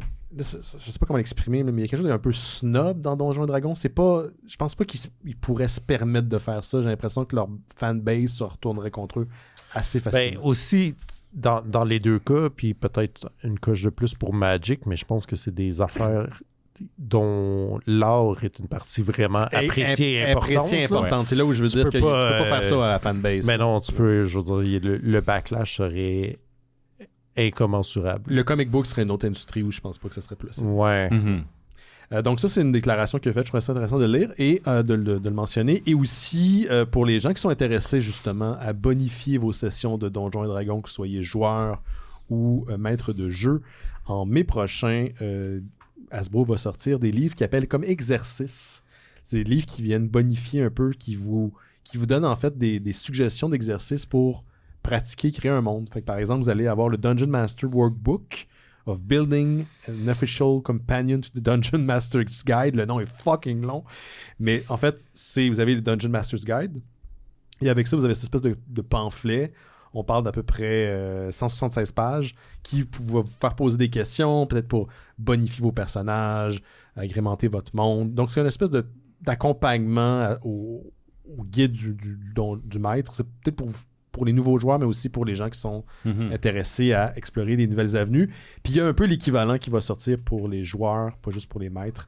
Donc le Player's Workbook of Epic Adventure, an Official Companion to the Player's Handbook. Fait hein? Ben oui. À ce prix-là, 26 le $ est tellement US. long que quand tu le dis, j'ai le temps de zone out puis de revenir. Hey, j'ai zoné out pendant que je le disais. Donc, ça sort le 5 mai prochain, 26 $ US, donc 75 $ canadiens. What? Attends une minute. Ben oui. 176 pages les deux. Si vous voulez un peu upgrader, mettre à jour votre Dungeon and Dragon game. J'en profite d'ailleurs pour plugger le podcast de mes amis, justement, des gens que j'ai rencontrés durant que je collaborais à Monsieur Net. Ben Gagnon et Yann Richards, Les Drollistes, qui est un podcast sur le RPG. Et je participais avant la pandémie. Maintenant, je suis de retour. Et la prochaine fois qu'on va jouer ensemble, c'est un autre type de jeu que j'avais jamais exploré auparavant. C'est super cool comme podcast. Bien sûr, on déconne, c'est ça l'objectif. Mais allez voir ça sur vos plateformes de balado, Les Drollistes. Ah ben, je vais rebondir sur le balado. Oui. Je suis allé voir un film au cinéma la semaine dernière qui met en vedette les personnages principaux, c'est des podcasteurs. Un film d'horreur. J'haïs ça déjà. Oui, ben, il y a un aspect podcast que tu haïrais vraiment. Mais sinon, je pense que tu aimerais ça. Ça s'appelle Undertone. Je sais pas si vous avez entendu parler de ça. Je l'ai vu passer, puis ça m'intriguait. C'est un film d'horreur canadien. Là, ça m'intéresse pas. C'est très, très modeste là, comme production. Mais moi, j'ai trouvé ça très efficace. Ça vient chercher un petit peu le genre d'horreur où tu es tout le temps en train de regarder dans les coins pour voir s'il n'y a pas des affaires qui apparaissent. Ou là, dans ce cas-là, ben, c'est des fichiers audio qu'ils écoutent. Puis là, t'écoutes attentivement pour voir si tu vas pas entendre des petites bribes de quelque chose de creepy. Là. C'est l'histoire de deux amis qui ont un podcast sur ça s'appelle The Undertone, puis c'est qu'ils analysent des fichiers audio creepy. Là. En tout cas, dans cet épisode-là, c'est ça qu'ils font. Là. Un peu ce que les Ghost Hunters font avec les EVP. Oui, exactement, mais en format podcast. Fait que là, ils écoutent des affaires, puis là, ils sont comme « ça, j'ai peut-être entendu quelque chose. On va le enhance, puis là, on va le faire jouer à l'envers. Puis là, OK, je pense qu'il dit ça. » Puis tout ça. Ça doit être tellement plate à écouter, ce podcast-là. Mais OK, le gros problème du film, c'est ce que tout le monde a souligné. Moi, j'ai apprécié le film, mais les critiques sont pas super bonnes. Mais la critique principale, c'était ce podcast-là fait aucun sens. Il doit être pas écoutable. Tu sais, premièrement, il enregistre... les gens qui écouteraient le podcast qui est fourni... Si t'écoutais le vrai podcast... Oui, non, mais c'est ça, t'écoutes des gens écouter du bruit blanc, genre? C'est pas ça, c'est que, tu sais, en tant que quelqu'un qui écoute beaucoup de podcasts et qui participe occasionnellement à des podcasts, la structure de l'émission n'a aucun sens. Là. Ils commencent leur enregistrement, puis là, tu sais, quand tu t'adresses à un public, tu formules les choses de façon un petit peu plus compréhensible, tu mets plus d'emphase dans la façon dont tu parles. Quand je parle en ce moment, je parle pas comme ça dans la vraie vie nécessairement. Là, je m'adresse à des gens, j'essaie d'être compréhensible. Puis là, ce podcast-là, ça a l'air beaucoup juste comme du monde qui parle puis qui marmonne entre eux. Puis on dirait pas qu'ils s'adressent à un public. Étrangement, il y a beaucoup de podcasts comme ça aussi. Oui, mais tu sais, si tu fais un film autour de ça. Puis il y a beaucoup de... Tu sais, ils enregistrent par coup de 10 minutes, là, on dirait, là, parce que tu vois toujours l'horloge. Il enregistre toujours à 3h du matin parce que c'est The Witching Hour.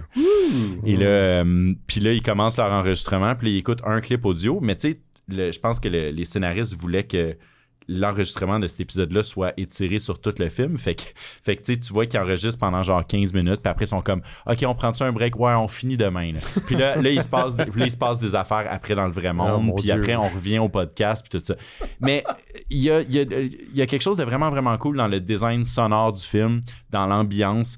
Ça m'a fait penser à des films comme un peu Skinamarink, mais avec genre plus d'affaires qui se passent là, quand même. Good Boy aussi, le film avec le chien. Là. Que j'ai pas vu encore, mais que Laurent avait parlé à l'émission. Tu l'as vu, toi? Ben oui, T'as-tu aimé ça? Ben, j'ai beaucoup aimé ça. Moi aussi. Fait que c'est je sais pas à quel point, tu sais, je suis sorti en me disant j'ai beaucoup aimé ça, mais si c'était pas un aussi beau chien, je sais pas si j'aurais autant aimé ça. Quel chien! T'es pas objectif, toi, d'accord. Non, c'est ça, je sais que vraiment. Mais là-dedans, il y a cette idée-là que tu vois la maison de la perspective du chien, puis quand tu vois des affaires au loin, t'es jamais sûr c'est quoi que tu vois. Il y a de ça, visuellement et de façon sonore dans le film. Quand tu dis que c'est pas maîtrisé, est-ce que c'est justement la mise en scène qui est pas maîtrisée? C'est comme tout ça est assemblé, ça fait pas de sens? Non, la seule affaire qui fait pas de sens, c'est leur podcast. Genre, pour vrai, tu sais, tout tourne autour de l'enregistrement du podcast, puis je suis comme, hey, moi, j'écouterais pas ce podcast-là, ça a l'air tout croche, ça fait, tu sais, il y a pas de... Qui enregistre à coup de 15 minutes. Mais c'est ça. Il enregistre. Aucun sens. Mais on va se retrouver à 3h du matin demain. On fait 15 minutes. J'en profite pour annoncer la nouvelle formule des Mystérieux Étonnants. J'en profite pour annoncer ma retraite des Mystérieux Étonnants. Non, mais je comprends que c'est pour que la tension augmente graduellement. C'est qu'ils reçoivent un courriel avec 10 fichiers audio. Puis ils les écoutent un par un. Puis là, ça devient de plus en plus... Tu sais, c'est un couple. Le gars, il enregistre sa blonde pendant qu'elle dort. Puis là, elle parle pendant son sommeil. Puis là, ça devient de plus en plus creepy, tu sais. Fait qu'évidemment, ils veulent étirer ça pendant toute la durée du film. Fait qu'il y a un parallèle avec la vie personnelle de la fille, puis tout ça. Puis ça, c'est super bien fait. Mais dès qu'il arrive en mode podcast, je suis comme... C'est pas logique. Tu y crois pas. Non. Mais c'est pas grave, ça a pas gâché le film pour moi parce qu'à la fin, j'étais fucking stressé. J'ai vraiment eu peur dans ce film-là, puis je le recommande juste pour ça. Le mood est vraiment cool. Comme j'ai dit, là, si vous avez aimé Good Boy, si vous avez aimé Skinamarink, ou il y a un film australien aussi qui s'appelle Lake Mungo. Je sais pas si vous connaissez. Oui, ils sont... Ouais, est-ce que je vais faire cette phrase-là comme du monde? Ouais. Ils tombent souvent dans des listes de films à écouter pour l'Halloween. Je le recommande fortement. Puis ça aussi, c'est un genre de film où est-ce que tu plisses les yeux puis tu regardes à travers les artefacts vidéo puis t'es comme, je suis en train de voir de quoi ou c'est, Pas Shelby Oaks? Personne ne recommande Shelby Oaks. Je l'ai pas vu. Ah, OK. Chris, il a de l'air bien fin. Il a l'air bien fin. C'est un YouTuber qui a fait un film. C'est ça. Bravo. Fait que voilà, Undertone au cinéma présentement, probablement sur Internet bientôt. Oui. Monsieur Laurent? Je vais vous parler de BD. Yeah. Ça fait longtemps que je n'ai pas fait ça. C'est vrai que ça fait longtemps que tu n'as pas parlé de bande dessinée. J'ai lu des affaires notables, entre autres. Shin 02? Non. Ah, il n'est pas sorti encore. You wish. Te l'aurais dit. Te l'aurais-tu dit? J'ai hâte qu'il sorte. Bah oui. Ça va être bon. Te l'aurais dit. Ah oui, tellement bon. J'ai lu une BD qui s'appelle Three Rocks, comme dans Trois Roches. The Story of Ernie Bushmiller, The Man Who Created Nancy. Donc, c'est une biographie, comme le titre l'indique, du gars qui a créé Nancy, le strip de journal. Nancy, la petite fille avec des spikes, qu'on connaît plus au Québec sous le nom de Philomène.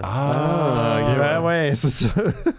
Fait que Philomène s'appelle Philomène, Nancy. c'est Nancy. Ouais, c'est Nancy, qui est un strip qui date des années 30, en fait, puis qui perdure encore de nos jours. C'est fou, hein? Puis c'est vraiment... c'est fait par un gars qui s'appelle Bill Griffith, que moi, je ne connais pas, mais qui est un gars aussi qui run depuis longtemps, là, qui a fait genre de la BD Underground. Là, il y avait un personnage qui s'appelait Zippy, qui était comme... Ça me dit quelque chose. C'est le cousin de Clippy. Non, c'était basé sur un des freaks du film Freaks de Ted Browning, là, celui qui a une tête de peanut. Là. Mais, le Conehead. Ouais, genre. Bref, en tout cas, lui, il a fait... C'est comme une bio du gars qui a fait Nancy, mais c'est aussi une bio du personnage, puis c'est aussi un portrait de cette scène-là que moi, je connais très peu du strip de journaux américains des années 30, puis comment ces gars-là, genre, ils travaillaient non-stop, mais c'était non-stop, aussi... ils étaient payés des pitages, justement. Oui, mais tu sais, quand ça marchait, ton strip, t'étais aussi une hostie de rockstar. T'en avais des Rolls Royce, mettons. C'est ça qui est la Rolls-Royce. Ouais, non, mais... plein. Ouais, c'est comme... tu sais, des gars... Tu sais, cette période de l'Amérique où t'avais une bonne job steady puis t'as faisais bien, mais t'avais moyen de vivre... ouais, voilà. C'est ça. Je te parle d'un temps d'il y a 100 ans. Mais c'est aussi une analyse de comment Nancy, Philomène, donc, a perduré à travers le temps, comment elle est... Même si son auteur était comme « je m'adresse à un genre de public de genre comme si, pas qu'il nivelait vers le bas, mais qu'il voulait vraiment comme parler à monsieur, madame, tout le monde, mais qu'en même temps, il a créé une œuvre qui est très, très psychotronique et très, très méta. Comme Nancy, ça brise souvent le quatrième mur, ça déjoue les codes de la BD, ça fait... Fait qu'à cause de ça, il y a aussi comme toute une espèce d'intelligentsia, d'intellectuels qui se sont mis à triper là-dessus. C'est un peu comme la dichotomie entre tout ça, avec plein d'illustrations des vrais strips de Nancy. En tout cas, j'ai vraiment trouvé ça super intéressant. Vraiment un bon livre. Comment ça s'appelle? Rappelle le titre. Three Rocks, The Story of Ernie Bushmiller, The Man Who Created Nancy. Ça vient d'où le titre Three Rocks? Ça vient de... un élément de décor très récurrent dans le strip où c'est genre, c'est tout le temps comme trois petites roches, comme très genre des demi-lunes parfaites, là, comme un devant l'autre. C'est comme, ça fait genre, voici mon décor, ici et trois. Il est disponible en français? Oui, en fait, là, moi, je l'ai lu en français. Il vient de sortir chez Casterman en traduction, mais il est sorti il y a quelques années déjà en anglais. Sinon, j'ai lu un nouvel album de Michael Sans-Laville qu'on connaissait pour être un des 3 larrons sur Last Man dans le temps, puis qui avait fait une genre de série de manga. C'est un des cool, right? Oui. Okay. On parle de Why The Last Man? Non, ok, c'est une BD française qui est en fait un très, très, très inspiré des mangas de style Dragon Ball. Okay. Ouais. Et il y a eu énormément de controverses au sujet d'un des auteurs. Oh, OK. Ouais. Bref, c'est un one-shot qui s'appelle Tunnel, au pluriel, qui m'a fait beaucoup penser... Il y a une BD qui s'appelle Château de sable de Frédéric Peters, qui a été très mochement adapté au cinéma par M. Night Shyamalan sous le titre de Old. Moi, j'ai trouvé ça le fun. Ouais. Moi, je suis plus tough encore quand j'ai déjà lu le livre. Ouais, je comprends. Moi, Shyamalan, il est dans ma catégorie, on parlait tantôt avant l'émission. Kevin Smith, je suis comme content de le voir. Ouais. Ouais, mais il y a eu un point creux. Oui. Puis là, je trouve que ses films sont le fun. Il était bon. The Visit, c'était surprenant à quel point c'était efficace. Puis comment ça s'appelle le dernier, le Trap? C'était le fun. C'est le fun. J'ai eu du fun avec Trap. C'est niaiseux, mais c'est le fun. C'est tout le temps niaiseux, mais le concept de Old est niaiseux, mais ça marche. Il est niaiseux, mais tu vois, la BD duquel c'est adapté est pas si niaiseux. OK. Mais bref, Tunnel, ça m'a fait penser à ce concept-là, mais la version Mad Max de ce concept-là. Ça n'a rien à voir avec le dernier Tunnel, le film avec Michel Côté. Absolument rien à voir, ni avec... j'ai oublié le titre, là, avec Sylvester Stallone qui est dans le dernier Tunnel. Daylight, le tunnel de l'enfer. Le tunnel de l'enfer. Le tunnel de l'enfer. Où est-ce qu'à la fin, il se bat contre le tunnel puis il met une dynamite dans le guts du tunnel. Ouais. En tout cas, bref, en gros, c'est une famille qui s'en va en vacances, puis là, sont sur l'autoroute dans leur retour, puis là, il faut qu'ils passent dans leur trajet dans un tunnel. Ils sont familiers, en plus, c'est comme un trajet qu'ils ont déjà fait, mais là, c'est comme s'ils se retrouvent de l'autre bord du tunnel, puis là, la route, elle finit jamais, ils trouvent jamais la sortie, puis là, il y a comme plus personne sur la route à part des estis de chars de course montés avec des gens vraiment weird qui parlent une langue inconnue, puis qui ont l'air d'être pris dans une course qui ne peut pas s'arrêter, sinon dans un accident, mettons. Puis là, c'est comme la petite famille qui sont pris là-dedans, puis sont genre comme, comment qu'on sort d'ici? C'est fucked up. Fait que c'est comme... La prémisse est quand même simple, mais c'est super efficace. Moi, je trouve que Michael Sans-Laville, c'est vraiment il avait fait aussi des adaptations de San Antonio après, puis tout, c'est un dessinateur que je trouve méga dynamique. Puis là, dans cette idée-là de course de voiture infinie, genre, ça met vraiment son dessin à profit, là. C'est comme un album qui va vite. Je sais pas comment... C'est comme dur à dire autrement, mais c'est vraiment ça. Il est rythmé, là, il y a du... Ouais. Puis j'ai vraiment, c'est ça, c'est vraiment efficace. J'ai vraiment aimé ça, si jamais ça vous parle. Ouais. Perfect. Rappelle le titre, s'il te plaît. Tunnel. Ça, c'est en français. Ça, c'est en français. À ne pas confondre avec le tunnel de l'enfer et le dernier tunnel. Ouais. Non, ça, c'est d'autres choses. Je suis en train de me demander si c'était pas le tunnel de la mort. Non, c'est le tunnel de l'enfer. De l'enfer, j'en ai plus familier. Ouais, moi aussi, ça me dit quelque chose. Il me semble que j'ai loué ça à un moment donné moi, j'ai dû voir ça à TVA. Je pense que j'ai vu ça au cinéma à Brossard au Main-Champlain. C'est vrai? Ah ouais. Wow! Je l'aimais, ce cinéma-là. Ah oui. C'était le fun. J'ai retrouvé... quelqu'un m'a envoyé des photos de ce ce défunt cinéma. Tu sais, c'est les cinémas qui étaient proches des sorties, parce que c'est une manière de pouvoir gérer l'entrée et la sortie après la fermeture de la place. Ouais. Le cinéma est encore actif. Il y a une page Facebook qui s'appelle le Cinéma de Montréal. Je pense que c'est là-dessus que ça a été partagé. C'est cool, ça. Moi, j'avais plus rien d'autre. Est-ce que vous autres, les gars, vous aviez autre chose? C'était ça. Ça peut être ça. Ça peut être ça. On va prendre une petite pause. On va parler dans pas longtemps de Daredevil, Cold Day in Hell. Juste vous rappeler qu'on a un Patreon pour les gens qui sont intéressés à nous encourager monétairement pour faire en sorte que les Mystérieux Étonnants puissent être en mesure de continuer leur activité. En ce moment, je suis dans un cycle avec notre auditeur Blaise sur Astérix Obélix. On a fait... plus que 12 albums, et donc il y a encore un épisode cette semaine qui va sortir sur Astérix Obélix. La semaine passée, c'était Astérix Obélix Averne, Et cette semaine, c'est Astérix Obélix et les Jeux Olympiques, aux Jeux Olympiques, pardon. Qui il me semble cool. qu'il est plate. Ben, après celui de Stéphane Légionnaire... Rousseau, ça? Oui, c'est ça. Après Astérix Obélix, Légionnaire, Ouais. il y a un petit queue, mais c'est pas Ouais, si c'est vrai que le pire bouclier que à ça. Arverne n'est pas top non plus. Mais par Non, contre, après, les bons le chaudron, c'est bon. Le chaudron, c'est le prochain dont on va parler cette semaine, d'ailleurs. On va faire un enregistrement. Donc, vous avez du stock en masse et éventuellement, on va poursuivre notre cycle sur Un moment David donné, Bowie hein? au cinéma. Ben ouais, c'était le fun. Ben, ce serait le fun. Mais là, notre ami Rémi est en France en train de se couler douce. Fait que je veux dire que c'est de sa faute. Comme De se la couler douce, j'ai vu qu'il était allé voir Cocorico 2. On en parlait il est en tantôt. train de se faire souffrance. Oui, c'est sûr. Ça n'a pas l'air de se la couler douce tant que ça. Donc, si vous voulez inscrire au Patreon des Mystérieux Étonnants, le lien dans le descriptif de l'épisode. Encore une fois, sans la contribution des Patreons, on peut pas garder les lumières allumées. Puis on a eu une perte de Patreon récemment. Je pense que tout le monde et sa mère a maintenant un Patreon. C'est comme il y a 12 ans de ça, avec tout le monde a ouvert un podcast. Tout le monde a maintenant un Patreon. Sachez que tout ce qui est amassé dans le cadre de cette campagne-là, ben, c'est remis dans le projet. Si vous voulez nous encourager, si ce n'est que pour 1 mois, 2 mois et arrêter ou revenir, qu'importe, vous pouvez le faire, on va le prendre, ça va être réinvesti. Quand vous inscrivez, vous avez accès à l'ensemble des archives de Bifurcation, qui est le podcast exclusif des membres Patreon des Mystérieux Étonnants, dans lequel vous retrouvez les cycles dont vous venez de vous parler. Vous pouvez aussi m'écrire directement à partir de la plateforme de Patreon une fois inscrit et je vais vous envoyer le lien vers le Discord. C'est comme Internet, mais sans trop de cul. C'est vraiment une belle communauté. Moi, c'est un des médias sociaux que je consomme le plus. La marde à marine en dedans. Oui, mais des fois, c'est bien de la laisser mariner en dedans. La bulle de colère, là, c'est comme tu sais, des gens érudits tu sais, qui connaissent bien des choses, qui sont très passionnés. Mais pas anal, fait qu'ils font pas partie du petit coin beurré. Ils font partie du Discord des Mystérieux Étonnants. Il y a de la merde dans cette calice de... Moi, j'ai arrêté de le consommer. J'aime l'idée, mais il y a beaucoup trop de drama pour mon plaisir.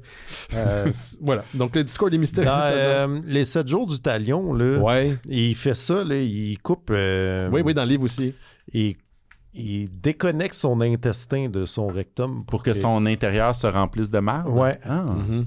C'est le fun, je vois pas ce que ça rajoute en conversation. C'est comme s'il n'y avait plus trop de cul. Ah ben voilà. ça, ok, nous sommes le sac en question, c'est le Discord des Mystérieux Étonnants. C'est l'intérieur du rhinocéros. Bon, on partage des articles, on écoute des fois de la lutte. C'est une super de belle communauté. Pour vrai, moi, j'haïs les médias sociaux, j'en fais dans mon travail, puis je le fais parce que j'ai pas le choix. Mais le Discord, j'aime bien parce que je trouve tout le temps des trucs que les gens vont partager que j'ai pas vu ailleurs, où c'est inusité, où il y a une grande diversité de contenu qui est partagé. Puis pour vrai, il n'y a pas de drama sur le Discord. C'est une chose que j'apprécie particulièrement. Bon, c'est ça. On est sur Apple Podcasts, YouTube Music, Spotify, Amazon Music et plus des 300 dernières archives des Mystérieux Étonnants sont disponibles sur notre site internet. Donc, presque l'ensemble des archives sont sur notre site internet. L'ensemble? Yep. Allez sur le site mystérieuxétonnants.com, ils sont toutes là. On est sur Facebook, Instagram, et comme je vous dis, on est surtout sur le Discord. On revient dans quelques instants avec le sujet de la semaine, Daredevil, Cold Day in Hell.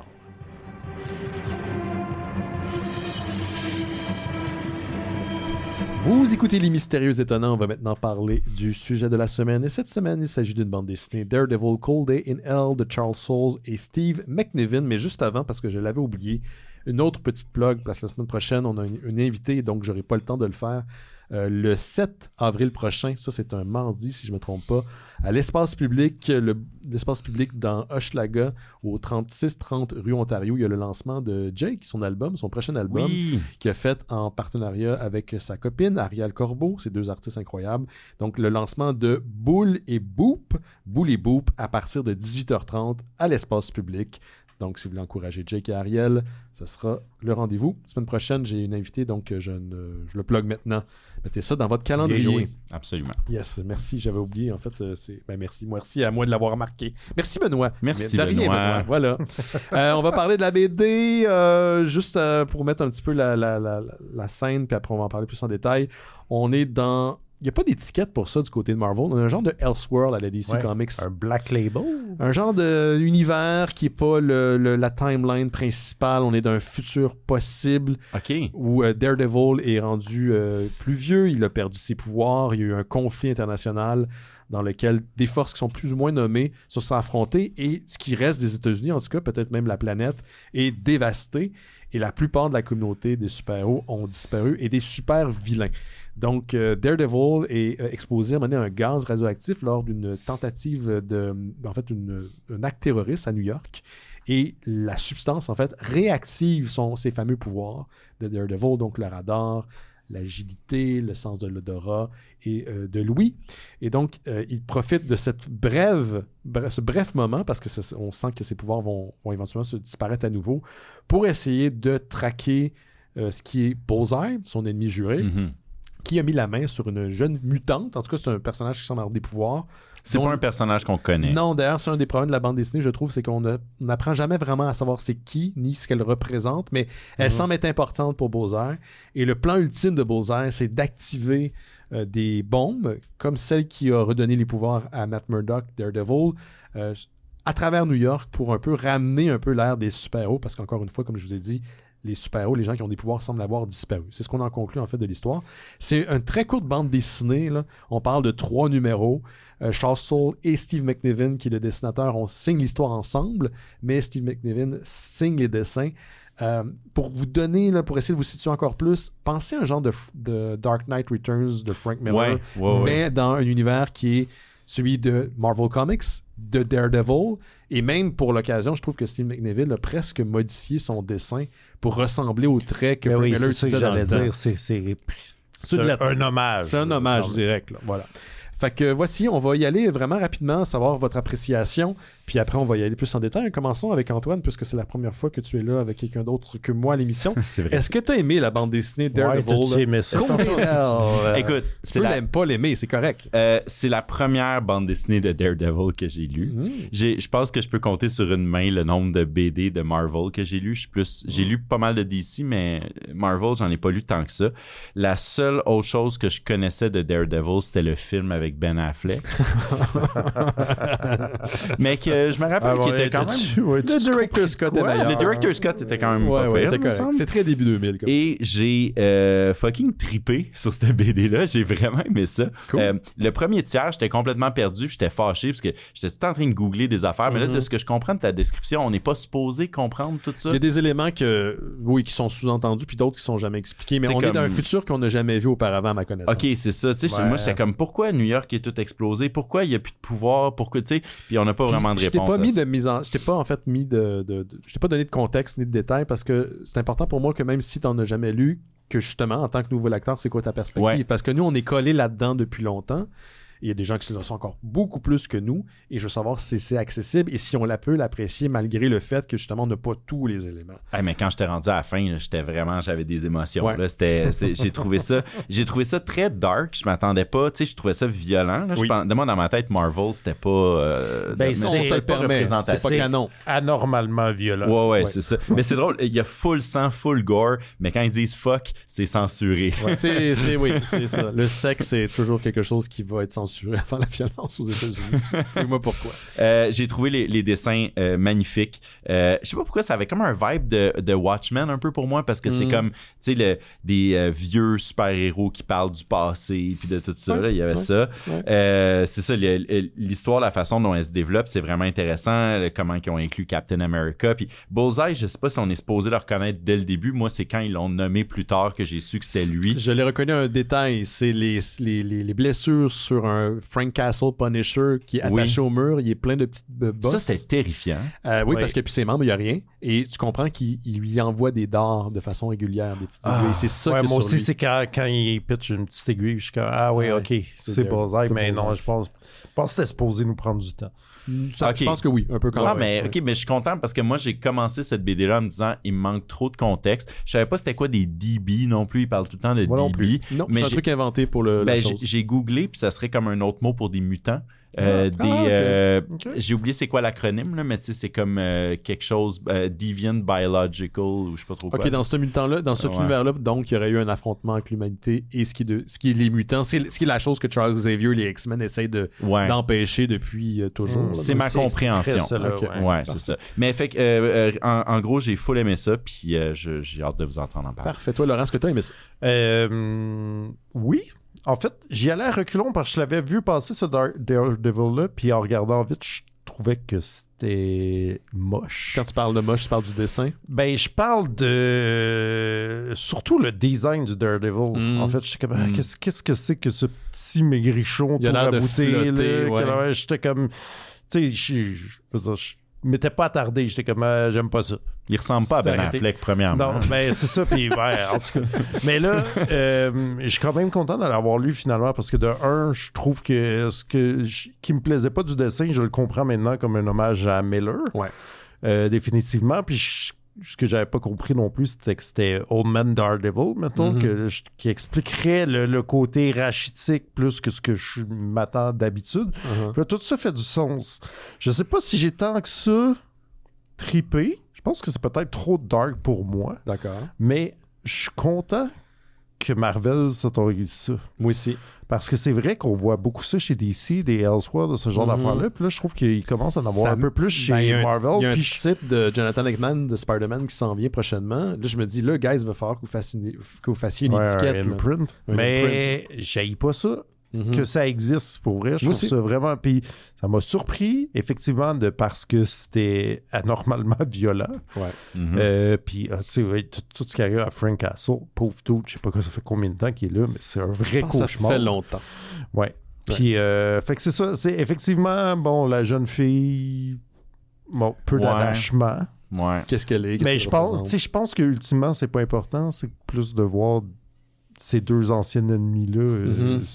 S'affronter pour une dernière ride. Ouais, genre. Ouais. C'est probablement ça qui est plus intéressant. Après, je sais pas s'ils posent les bases pour, je sais pas, de quoi, du futur. Mais je pense pas, mais... Non, j'ai aimé ça. Ouais. Moi aussi, je vais en fait répéter probablement ce que vous avez dit. J'ai full aimé ça. Je vous dirais qu'au début, j'avais un petit peu de la misère avec le dessin. Ça me faisait penser à du Frank Whiteley, mais pas Frank Whiteley. Ça me faisait penser à du... Frank Miller, et là, c'est là que j'ai compris. C'est un hommage en fait à Dark Knight Returns. C'est vraiment évident quand Electra débarque, je trouve. Oui, absolument. Tu reconnais en fait le trait Frank Miller. Puis Steve McNiven ne dessine pas comme ça habituellement. Ouais. Mais en tout cas, je trouve que la combinaison du scénariste et du dessinateur fonctionne très bien ici-là. J'ai beaucoup, beaucoup, beaucoup aimé les dialogues que Bullseye... Tu sens... Bullseye, là... À cause du costume, d'un point de vue extérieur, ça a l'air d'un personnage absolument ridicule, OK? Ouais. Mais c'est un personnage qui est terrifiant dans les bandes dessinées. Ouais. C'est un pervers narcissique, c'est un psychopathe. Et là, il est dans toute sa splendeur, en fait, dans cette bande dessinée-là.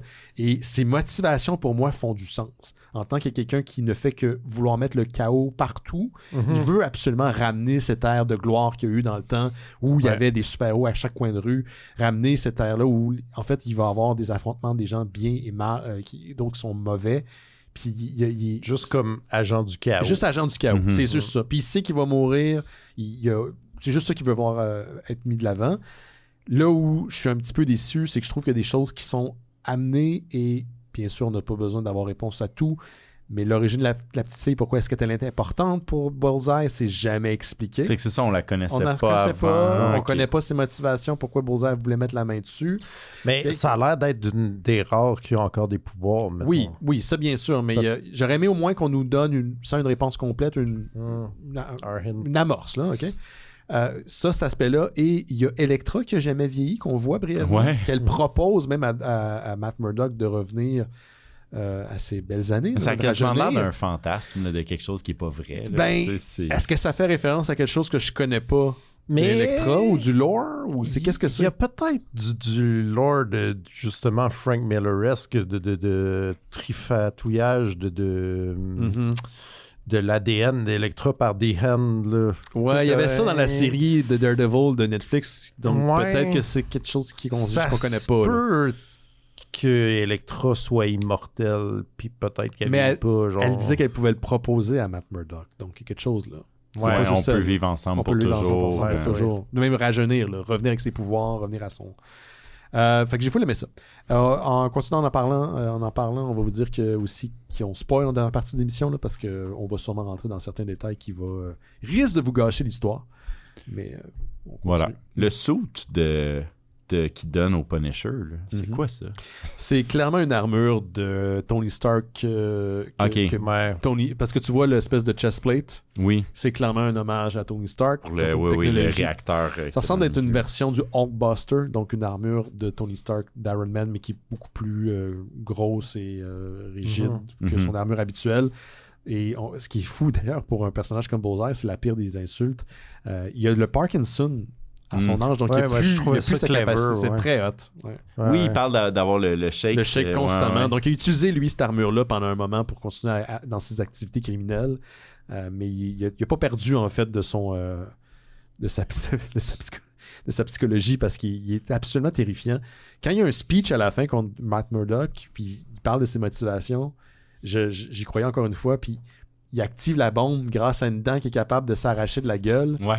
C'est loufoque, logique, bande dessinée un peu wacky, mais en même temps super épeurant. Il y a crash, ça rebondit, ça pèse sur le piton. C'est drôle, mais j'avais oublié. Mais hier, j'ai regardé le premier épisode de la saison 2 de Daredevil Born Again, qui vient de recommencer. Puis dans le recap, on le voit faire exactement ça. Bullseye, pour s'évader de prison, il crache une dent pour tuer un dude. Genre, je suis comme, j'avais oublié. C'est-tu la suite? Là, il y a 2 séries de Daredevil. C'est-tu tout mais la première suit la deuxième. C'est le même acteur.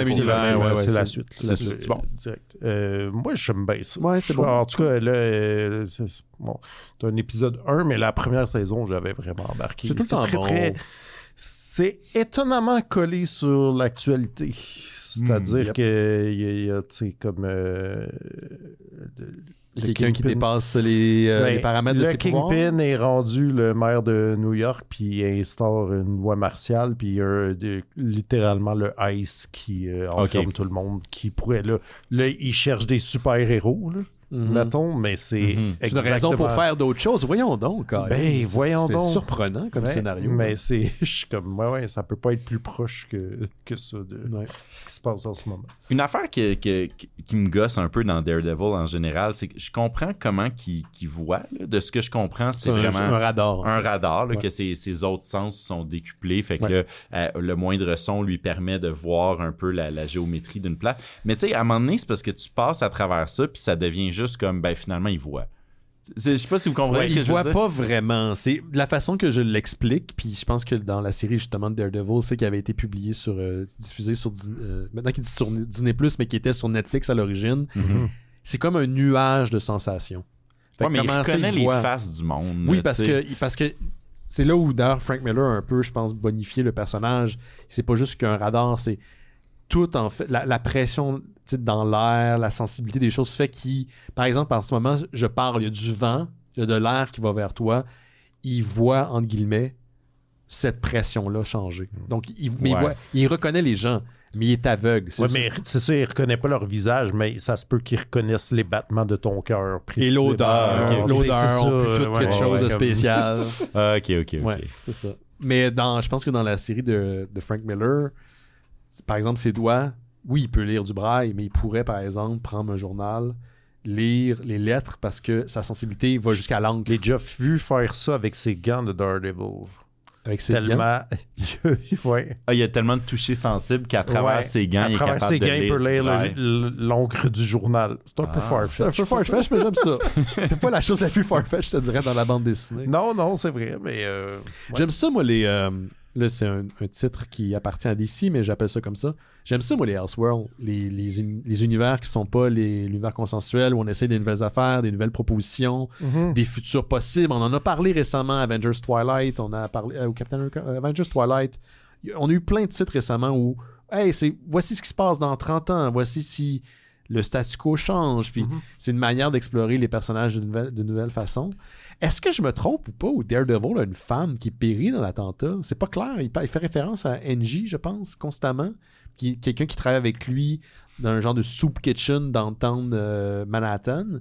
Puis, il y a comme un plan où on voit une main qui sort des détritus, là, qui est le building en ruine, des ruines, et là, on a une main qu'une bague. Fait que je me demandais s'il n'était pas marié dans cette réalité-là. J'avais pas compris que c'était quelqu'un qui connaissait. Il fait beaucoup référence, donc j'ai l'impression que c'était une référence à ça. Mais ce côté-là n'était pas clair.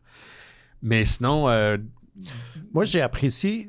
C'est le genre d'exercice qui peut être vraiment sujet à se faire garrocher des caméos tout partout. Là. Oui. Puis que ça alourdit le truc. Puis là, je trouve qu'ils ont quand même évité ça. Parcimonie.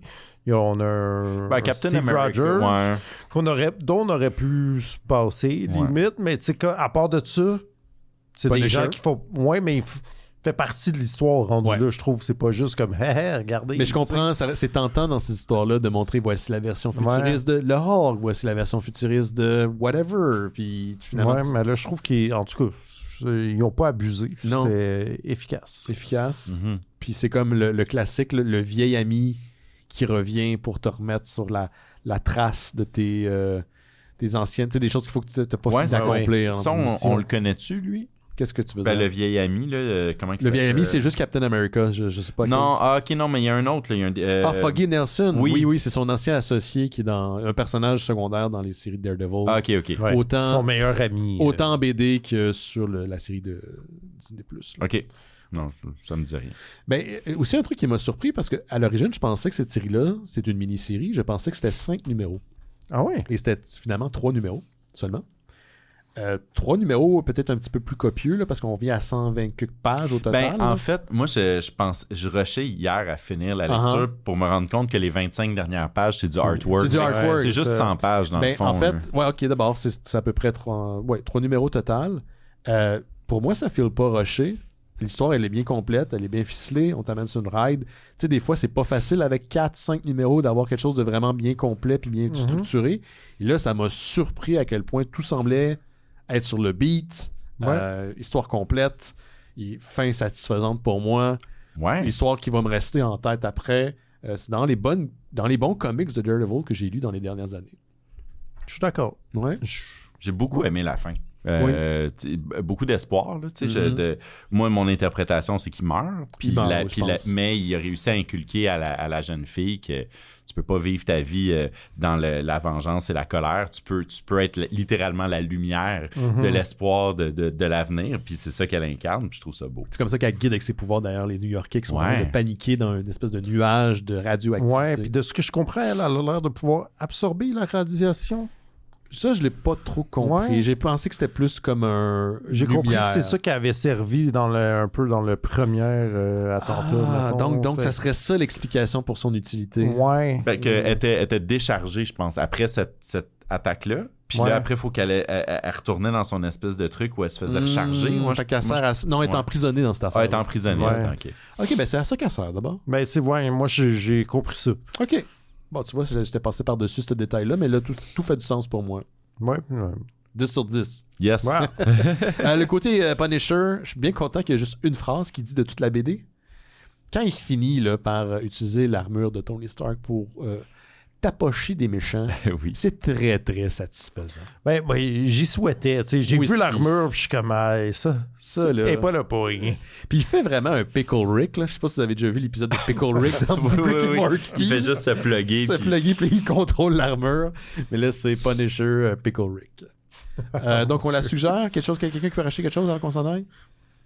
Moi, j'ai rien à rajouter, mais oui, allez-y, c'est surprenant. Oui, puis même en tant que néophyte, j'ai trouvé ça très, très satisfaisant. Bon, ben les trois ont dit allez l'écouter. Ça faisait longtemps qu'il y avait une bande dessinée comme ça que j'avais beaucoup d'enthousiasme à suggérer. Ça s'appelle Daredevil Cold Day in Hell de Charles Soule et Steve McNiven. On va se laisser là-dessus. Merci Antoine, merci d'avoir été là cette semaine. Ça fait plaisir, merci pour l'invitation. Merci Laurent. Je vous donne encore rendez-vous demain pour le lancement de le nouveau livre dédié à Musique Plus, la musique dans le sang, une histoire orale de Musique Plus, disponible dès demain chez l'édition de ta mère. Le lancement se fait à la librairie Zone Libre au 262 rue Sainte-Catherine-Est. Pourquoi c'est là? C'est en face des anciens studios, les premiers studios de Musique Plus sur Sainte-Catherine. Donc, c'est de 18h à 20h le lancement et à 18h30, conversation avec Marie-Lise Rousseau, qui est l'autrice du livre, et les anciens VJ de Musique Plus, Geneviève Borne et Mike Gauthier. Je vais essayer de faire un tour. Je pense que Denis sera également là, Denis Talbot. Donc, si vous êtes présent, venez faire un petit coucou. Je serais bien content de vous jaser. Moi, j'ai lu le livre. Et la semaine prochaine, j'ai Marie-Lise Rousseau en entrevue pour l'occasion. Et j'ai vraiment trippé. Ça m'a permis de comprendre bien des choses que j'avais observées durant mon court passage là-bas. Faites attention à vous autres. Faites un tour sur notre Patreon si vous avez l'occasion. On se voit la semaine prochaine. Bye bye. Bye.